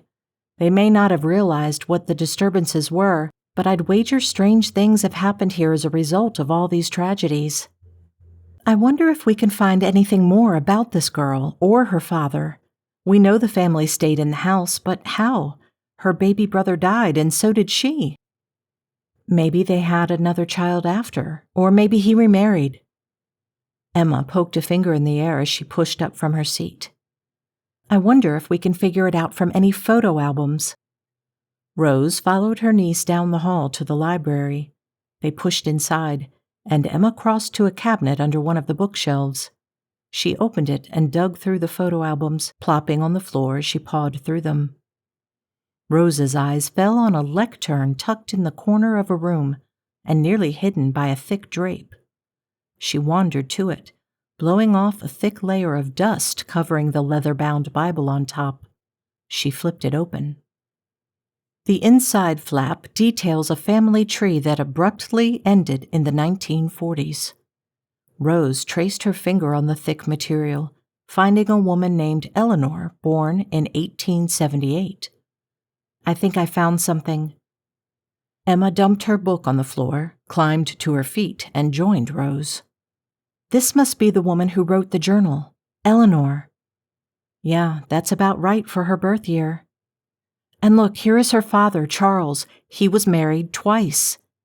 She pointed to the 2 lines extended from his name and indicating his partnership. He had married again 3 years after his daughter's death in 1894. His new wife had been the one who'd hosted the tragic party when the musician had disappeared. Emma hurried back to the photo albums and retrieved one. Here is the family picture from the 1920s. She poked a finger at the older man in the middle of the photograph with a much younger wife. Charles, he was the father. Do you think? She let the question hang in the air as she shot a glance at Rose. Rose pressed her lips together, considering it. That he had the man killed, like Kathy said? Maybe. How old was this guy? Rose narrowed her eyes at the picture. Say he was in his 20s when Eleanor was born. He would have been approaching 70 here. At least he couldn't have been involved in the 40s one, right? One way to find out, Rose said as she flicked the Bible closed and shuffled to the other photo albums. They settled on the floor and dug through the pictures in each, finally finding one from the war era. "Oh," Rose exclaimed as she stopped on a photograph of the family. "Charles." Emma stared at the white-haired man, at least 90 in the picture. How did he live so long when he was such a miserable person? And was he responsible for all the tragedy and death surrounding this family? Rose questioned. They stared at the photo of the scowling man, his arm firmly clamped down on the man next to him, who also bore his name. "This must be his son," Rose said, pointing at the man who appeared to be around 40. "He must be the father of the girl who lost her fiancé in the war." "Yes," Rose agreed. "Will we ever learn the truth of what happened here?" On the heels of the question, the windows blew open. An icy wind whipped through the room, sending the heavy drapes fluttering in the air. Raindrops blew inside as thunder and lightning continued to put on a show in the darkened skies. "Oh!" Rose shouted as she scrambled to her feet and hurried to shove the windows closed. Emma raced behind her, struggling to shut another window by herself. They each secured their latches before collapsing into the leather armchairs in the room. "I'm starting to think we won't have a choice in learning the truth. There's some reason these spirits are restless," Rose said. "I agree. I'm just not sure what to do next. We've found information on 4 tragedies in this house, all of which seem to be tied to one man's presence in it." The 2 women shared a glance. Rose sucked in a deep breath. "We need to find out more about Charles Maple." "Tomorrow at the library?" Emma asked. A thud sounded above them, and both of their gazes raised to the ceiling. "I'm not certain we'll have that long." Emma chewed her lower lip. "What can we do tonight?" "Maybe there are more clues to find here. We can search his office, maybe a few of the bedrooms upstairs." Rose shrugged. Emma heaved a sigh. "Right. I'm going to need more coffee for this." The statement earned a chuckle from Rose. "You and me both. This isn't what I had in mind when I got up early this morning." "I think that was yesterday morning at this point. It's after midnight now," Emma said, poking a finger at the mantel clock. "We've officially entered tomorrow." "I'd try to get some sleep, but you'll never be able to, despite being too tired to feel like clawing through every room in this enormous house." "Exactly." Rose let her head fall back against the chair before she forced herself to sit straighter and push herself out of her seat. "Well, I'll get the coffee on, and we'll pick a room and start."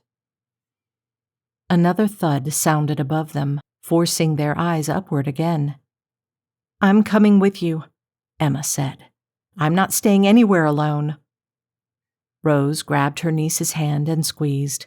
They wound their way to the kitchen and brewed another pot of coffee. Rose poured them each another cup and they settled at the counter. "I'm just not certain what we're supposed to do here. I can't figure out how we'll help. We know their stories. Is there some connection we're missing? Maybe we need to know how Charles affected each of these stories. Will that help?" Rose pressed her lips together as she patted her niece's hand. "Maybe, but I don't think that's all we need." "What do we need?" A creaking noise prevented Rose from answering. Both ladies raised their eyes in the direction of the noise. Above them, the pot rack jiggled. Rose's eyes grew wide as her jaw dropped. "Emma!" She grabbed her niece's arm and dragged her away. They stumbled a step before they both sprawled on the tile floor. A second later, the rack, along with all the pots and pans, crashed down, smacking into the counter with a loud bang. The pots and pans clattered against the counter, some of them breaking loose and clanging against the tile floor. "Whoa," Emma said, after a gulp. "That was close." Rose swallowed hard, trying to bring her heart rate down to normal instead of racing. Emma pushed herself up to sit. "Do you think they meant to hurt us?" Rose sucked in a breath as she stared at the pots and pans scattered across the floor, next to the broken shards of their coffee mugs after they had been crushed under the weight of the falling holder. I'm not sure, but I'm afraid there may be one last ghost here, one who prefers that we don't help any of the others. Emma's eyes went wide as she scrambled to her feet. Do you think he's here? Now? Rose rolled onto her knees and pushed herself up to stand. I don't know. I think if he is, a few of the other spirits have been protecting us, but I think we need to do something about this, now.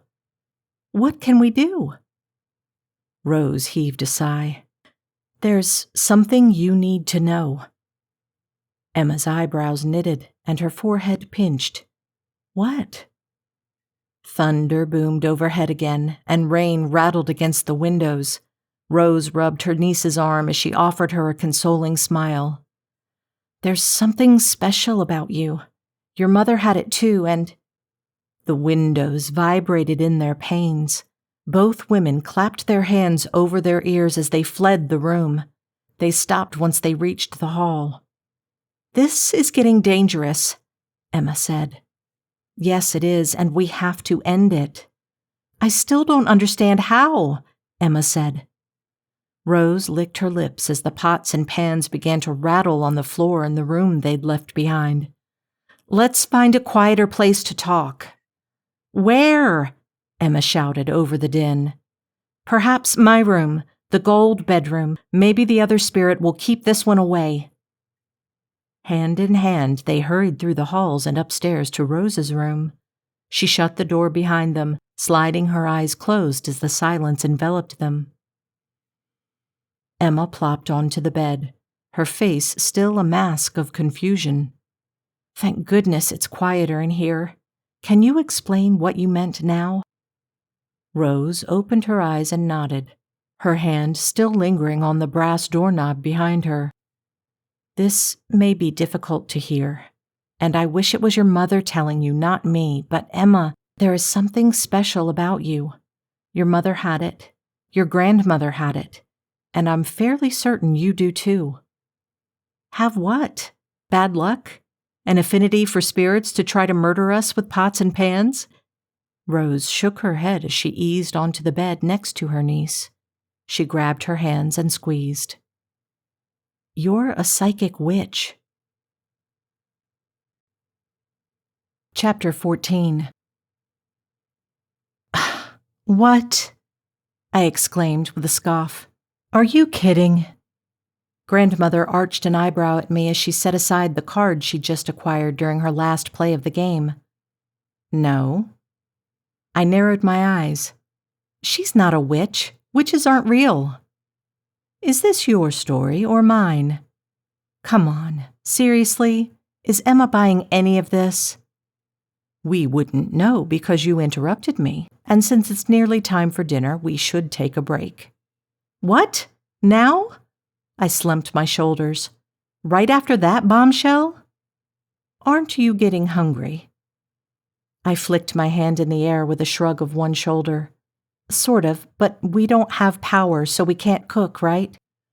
Grandmother pulled her phone from her pocket and waved it. No, we cannot, but I can call for pizza. All teenagers enjoy pizza, right?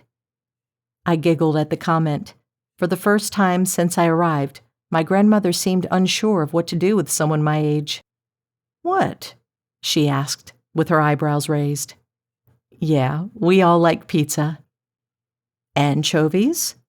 Blech, no way. It was grandmother's turn to chuckle. Any special requests? Pepperoni, mushroom, green peppers, whatever, as long as it's not anchovies.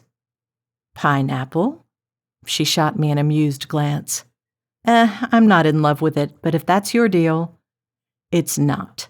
I'm partial to pepperoni, despite the heartburn I'll suffer from later. I'll get 2 pies, one with pepperoni and one with mushroom. For your heartburn? No, for Lester's, she said as she continued to tap around on her phone's display. Where is he, anyway? Grandmother fluttered a hand in the air. Oh, it's his day off. He's in the cottage, but I'll text him and let him know we're getting... Did someone say pizza? Lester called. Ah, there he is now. Yes, I am ordering pizza for us. I prefer— Don't worry, she answered with a smile. I ordered you mushroom. Lester grinned at her before he eyed the fire. This need tending? Maybe throw a log or two on. It would be nice to eat around it, especially while I finished my story. Lester grabbed a log and tossed it into the flames. They leapt as they started to consume the wood. What story are you telling, Althea? She finished tapping on her phone and set it down. Maple Mansion. Lester's eyes went up. Ah, that's a good one. I still remember the first time you told me that tale. You know the story? I asked. Yep. Lester poked at the logs, shifting them around. Do you believe it? He dusted his hands as he rose and glanced at me as he settled into an armchair. Believe it? Why wouldn't I? I glanced at my grandmother. Does he know about the ghosts and the witch stuff? Of course I know about it. It's just getting to the good part, almost the end. He eyed my grandmother. How'd she take the news about, Emma? Right, he said, with a head bob.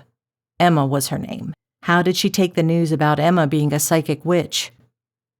She didn't, my grandmother told him. She isn't quite sure she believes that. Well, you better keep going. There's plenty more to come in the thrilling finish. I arched an eyebrow.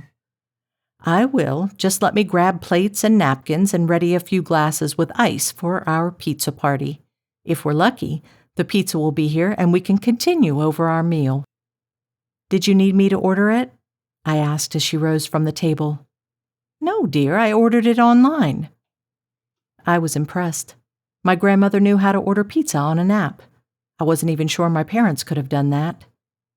Their memory flitted through my mind as I rose from the table and dragged myself over to the chaise. You all right, Miss Carly? Lester asked. I forced a smile on my face and flicked away a tear. Yeah, I'm fine. Missing your parents?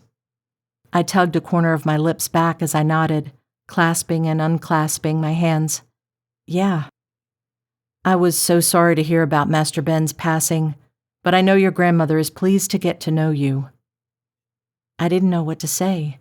As I searched my mind for a response, something occurred to me. You knew my dad? Oh, yes, I knew him as a boy. Didn't see much of him when he grew up. He didn't come around much. Althea missed him something terrible, but she respected what he asked. What he asked? Lester bobbed his head up and down. To keep her distance, especially after you were born. I crinkled my brow. Why had my dad asked his mom to stay away? I met her once. I remember. She went to visit you when you were still small. He smiled as he stared into space. She talked about that trip for at least a year after. She was so tickled to have met you, said you were a real special girl. It made me smile too, but I couldn't figure out why my dad asked her to stay away. I'd grown up thinking something was wrong with her, but she seemed really nice. Was she hiding a terrible secret? I didn't get to think about it any further because my grandmother returned, carrying a tray filled with the necessities, from plates to napkins to frosty mugs filled with ice. No pizza yet? As if on cue, a knock sounded at the door. She set the tray down on the leather ottoman and returned to the foyer. She came back, carrying 2 steaming boxes and a 2-liter of root beer. Here we are. Dig in, everyone. I grabbed my plate and shoveled 3 pieces of pepperoni onto it before I poured myself a glass of root beer.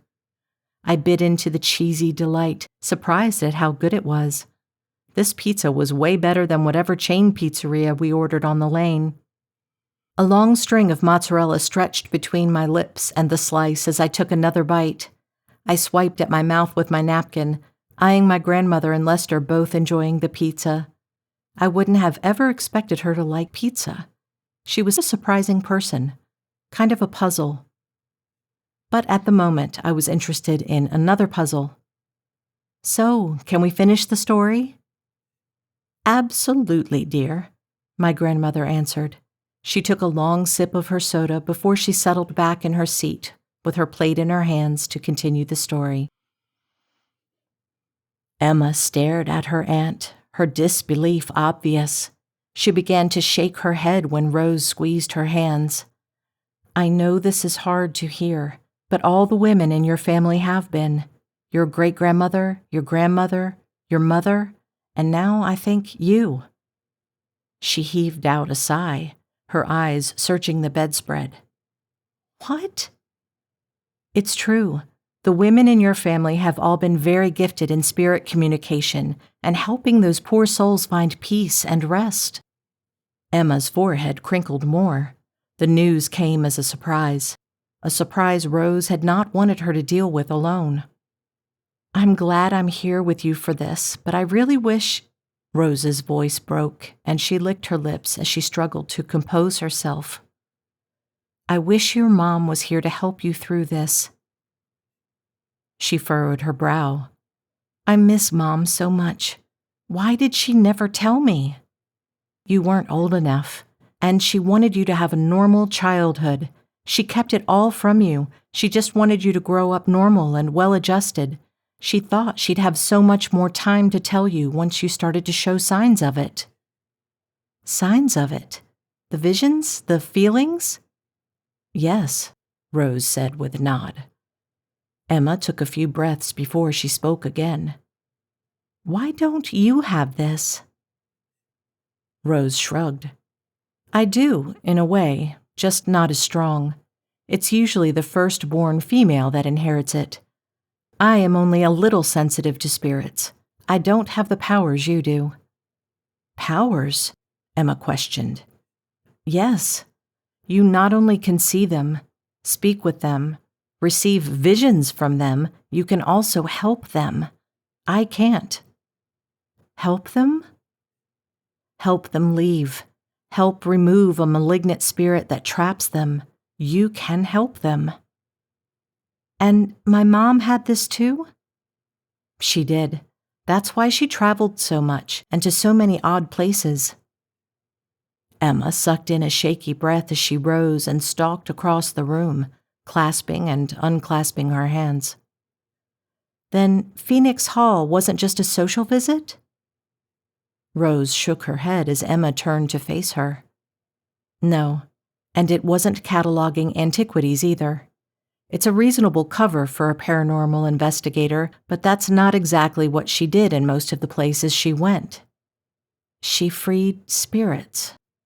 Rose nodded and whispered, Yes. Emma sucked in a breath. How? We'll need to hold a ceremony. I've seen her do it many times before, but we need to find the appropriate place to do it. There must be somewhere in this house that the spirits are driving us. But where? I've experienced phenomena all over the house. I know, Rose answered, so we haven't hit on the room yet. How will we know? We may be able to ask the spirits for help. I've assisted your mom in seances many times. They can work. Maybe we should try one. Emma chewed her lower lip as she balled her hands into fists. I'm not sure I can. There's only one way to find out. Emma slid her eyes closed as she considered it. After a deep, steadying breath, she opened them and nodded. Okay, I'll try. How do we do this? Rose glanced at the 2 armchairs set up near the window. We can do it here. One of the spirits is attached to this room. Perhaps she can guide us. Right, Emma said with a curt nod. She breathed out a shaky breath as she made her way to the chair and eased into it. Rose joined her, tugging the side table between them. All right, place your hands flat on the table, touching mine. Emma pressed her shaky hands down onto the round wooden surface and stretched her fingers out.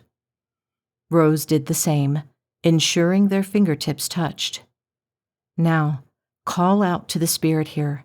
Ask her for help in finding where we should go next. Emma eyed her aunt, an uncertain expression plastered on her features. It's okay, Emma. Just do the best you can. Right, She sucked in a deep breath and raised her voice. Spirit who inhabits this room and this house, can you hear us? Nothing happened, and she looked to her aunt for guidance. It's all right, try again. Emma let her gaze rise into the air again as she called out, Spirit, if you are here, please help us. We want to help you, but we don't know how. A breeze rustled the curtains near them, despite no windows being open. Emma's breath caught in her throat. Keep going, Rose said. It's working. Spirit, can you speak to us? Can you help us? Lead us to where we need to go to free you. The icy wind tickled their cheeks again. Across the room, the door creaked open. The women exchanged a glance. Does that mean we're supposed to leave? Emma asked. There's only one way to find out. Rose stood, reaching for Emma's hand. They crept toward the open door together and stepped into the hall. The doors up and down the long corridor opened and slammed shut over and over, creating a cacophony of noise that threatened to make their eardrums bleed. Both women slapped their hands over their ears, wincing. Which way now? Emma screamed. Maybe another hall. They hurried to another corridor. The doors banged there, too. They continued snaking their way through the halls until they descended the stairs. The doors to the sitting room slammed shut.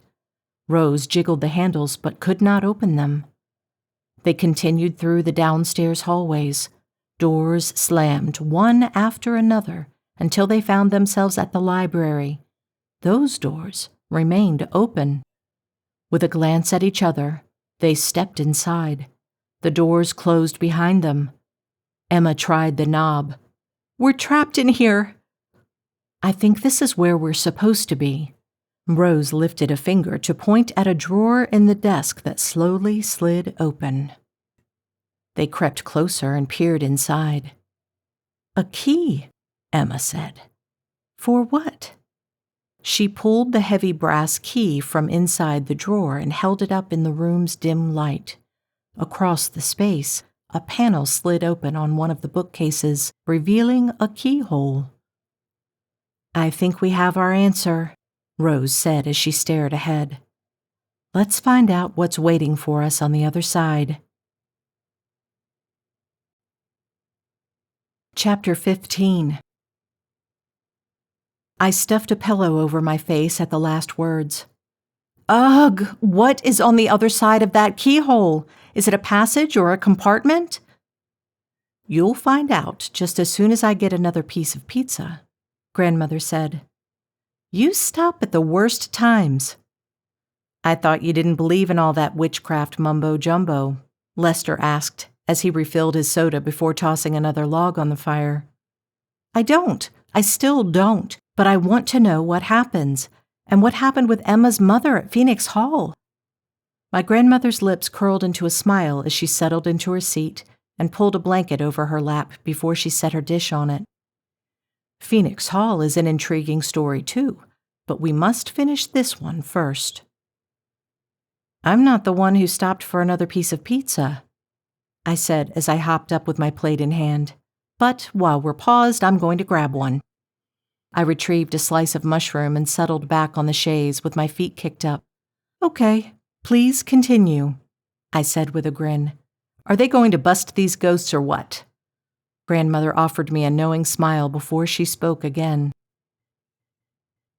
Emma tightened her fingers around the key as they crossed to the keyhole. With a shaky breath, she inserted it and turned. The lock clicked before the entire panel unhinged. The bookcase swung away from them into a dark passage. Rose swallowed hard as she stared into the dusty space. We'll need flashlights. Emma squinted into the darkness. Yes, but I think we've found the spot we needed to. We left them in the sitting room, but it's locked now. Maybe it'll open now that we know where to go. They retraced their steps down the hall to the foyer and found the sitting room doors standing open. Emma stepped inside to grab the 2 light sources when the doors slammed shut behind her, separating her from her aunt. Rose pounded against the doors as she jiggled the handle. "Emma!" "Aunt Rose, I'm trapped." "Emma, be careful. I think the nefarious spirit is doing this. I'll go find the keys and see if I can get this open." "Please don't leave. Let me call out to the other spirits and see if they can help us." "Okay," Rose said, pressing her cheek against the door. "Please be careful." "Spirits of this house, if you can hear me, please help me. I can't get to the secret room. I'm stuck. I need you to help me open these doors." "Is anything happening?" Rose asked. "Something. The chandelier is vibrating." "Emma, get away from it now." Seconds later, a crash resounded on the opposite side of the doors, and Emma shrieked. Rose rammed the door with her shoulder, bursting through it and into the room. The crystal chandelier formerly hanging from the ceiling lay in a heap on the floor. Under it, the coffee table was in pieces, and broken shards of glass littered the rug. "Emma!" Rose shouted. Emma emerged from behind the door. "I'm okay, just a cut from a flying piece of glass." She showed her aunt a large gash on her arm. "We need to wrap that up." "We can do it later. These spirits can't wait much longer." With flashlights in hand, they hurried through the halls to the library. The passage remained open, and a chilly breeze wafted from inside, along with a musty scent. With flashlights lit, they stepped inside, shoulder to shoulder, and crept down the dusty corridor. Another gust of air whipped past them, carrying with it a hint of a whale and a putrid scent. Emma pressed the back of her hand against her nose. "Ugh, what is the smell?" "I'm not sure. It's awful." Rose's stomach turned as the smell got stronger. The hall spilled into a round chamber. The women froze as they entered it. In the center, a round table with high-backed chairs. The walls, decorated with depictions of skeletons and cloaked devils. Emma swept her light around the space, whispering, "What is this place?" Rose's heart thudded in her chest as she stared at the center of the space. I think this was a seance room, but, Emma flicked her gaze to her aunt. "But I'm not certain live people attended the seance." Rose trained her light on the chairs. Emma sucked in a deep breath. "Are those?" Rose's forehead wrinkled. "Bodies, 4 of them. He brought them down here to be part of his game." Emma squeezed her eyes closed so she didn't have to see the decomposing victims of the power-hungry man who had lived in this house for so long. 2 of the chairs remained empty. They inched backward from the table. Emma's eyes went wide. "What's going on?" "You are just in time." The spectral visage of a pale man crossed into the room. Candles sprang to life as his misty form moved across the space. "Charles Maple?" Rose gasped. "I wish I could say in the flesh, but unfortunately, I passed before I could complete my plan. But now I think I can." Rose raised her chin. "And what plan is that?" "Immortal life." He grinned, his face twisting with evil pleasure at the idea. "I just need 2 more spirits before I can claim this house as mine forever." Emma shook her head. "I won't let you do that." "You won't be able to stop me." "I think I can," Emma said, her fingers tightening around her flashlight. "I'm going to free them and send you where you belong." "You won't be able to stop me. I'm far more powerful than I have ever been. I've spent almost a century building my power here, And now I'll finish what I started." Rose leaned toward Emma. "Do what you need to do to prepare for the ceremony. I'll keep him talking." Emma nodded, shutting off her flashlight and slinking back into the shadows. "And what is it that you started all those years ago when you killed your daughter?" He scoffed at her. "That weakling didn't deserve to be called my daughter. One hit to the head was all it took to kill her, but it was better that she was out of the way. I'd already discovered the path to immortality. I'd invited a medium to give me this power. We started with building my wealth. Then we moved on to building a way for me to keep it forever. I only needed 6 souls to be trapped here." He raised his hands in the air. "But 2 slipped through my fingers. Robert Caulfield's family took his body, despite my protestations, and that blasted airman's mother wanted his too." He wrinkled his nose as he frowned at the empty seats. "That's when the family left me, and I have waited all these years for 2 more willing souls to come to me and complete my 6. "I don't think that's going to happen." The passage swung shut at the end of the corridor, trapping them inside. He lowered his chin as he offered her an evil grin. "I do." "Hurry, Aunt Rose, I'm ready," Emma shouted as she slipped into a seat at the table. She pressed her one hand against the bony finger of the seat's occupant next to her. Rose scurried to the open seat, joining hands with the body on her left and Emma on her right. Emma raised her eyes to the ceiling. "Spirits, we acknowledge your presence and have learned your tragic stories. You have lingered in this world, unable to find peace, trapped here by an evil man who threatens to chain you to this realm forever. But today, we are here to assist you in moving on to your eternal life. You are not forgotten, and your stories live on. With love and respect, we say these words. Go now in peace. Find your way to the light. You are free." Charles Maple rattled the table as he growled. "It won't be that easy." "You are free. Go now. You are free." The winds swirled around them, whipping their hair wildly. The spirits trapped there wailed and moaned as they remained stuck. Emma gritted her teeth as she stared at the nefarious spirit. "Dark spirit, your malevolent energy is unwelcome here. You have lingered too long, causing harm and unrest.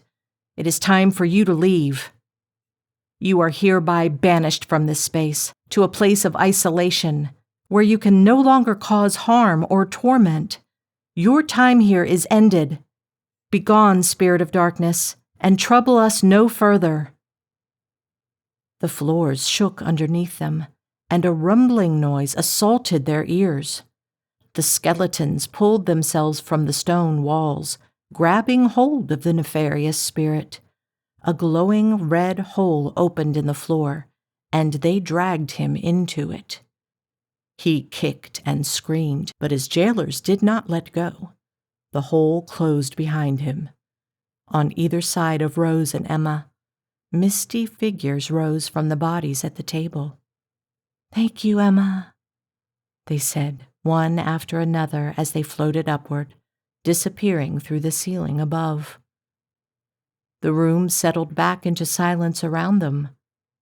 Rose wrapped her arms around her niece. "You did it." Emma trembled but nodded. "I couldn't have done it without you." Rose pulled back and rubbed her shoulder. "You did that so beautifully. Just like your mom. You are so much like her."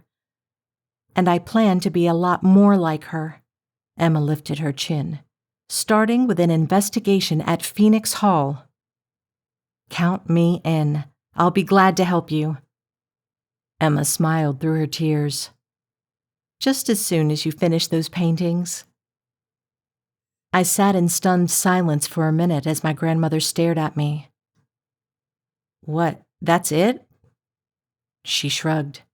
What more do you want? They solved the mystery and freed the spirits. Well, what happened to the house? Rose finished the paintings. The family applied for historical site status and received it in 1974. You can now tour the home if you'd like. And there was no more trouble? No, there was no more trouble there. Charles Maple, who had collected souls for decades, could no longer do so. No one else ever saw that locked room. Rose and Emma closed it and threw away the key. I propped my head up with my hand, resting an elbow on my thigh. So, just like that, it was all over. Fortunately for those trapped souls, it was, yes, Grandmother said. What's the matter, Carly? Cat got your tongue? Lester asked as I remained silent for a few moments. I don't know. You didn't like the end? No, I did, I answered. But I have more questions than answers now. Grandmother waved a hand in the air as she placed her empty plate on the side table. Ask away. Well, how did Emma know how to do all of that? How did she know what to say? It's less about what Emma said and more about what Emma meant. I screwed up my face. Huh?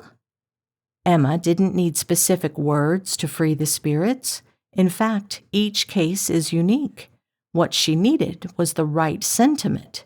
She needed to give the spirits a sense of safety and security. And with the bad one, she just needed to put him in his place. That's it? It's seriously that easy to beat a bad spirit? Not always, no. While Charles Maple was cruel, he was not as powerful as he thought. He barely completed what he needed to with the help of a very questionable medium. How do you know all this?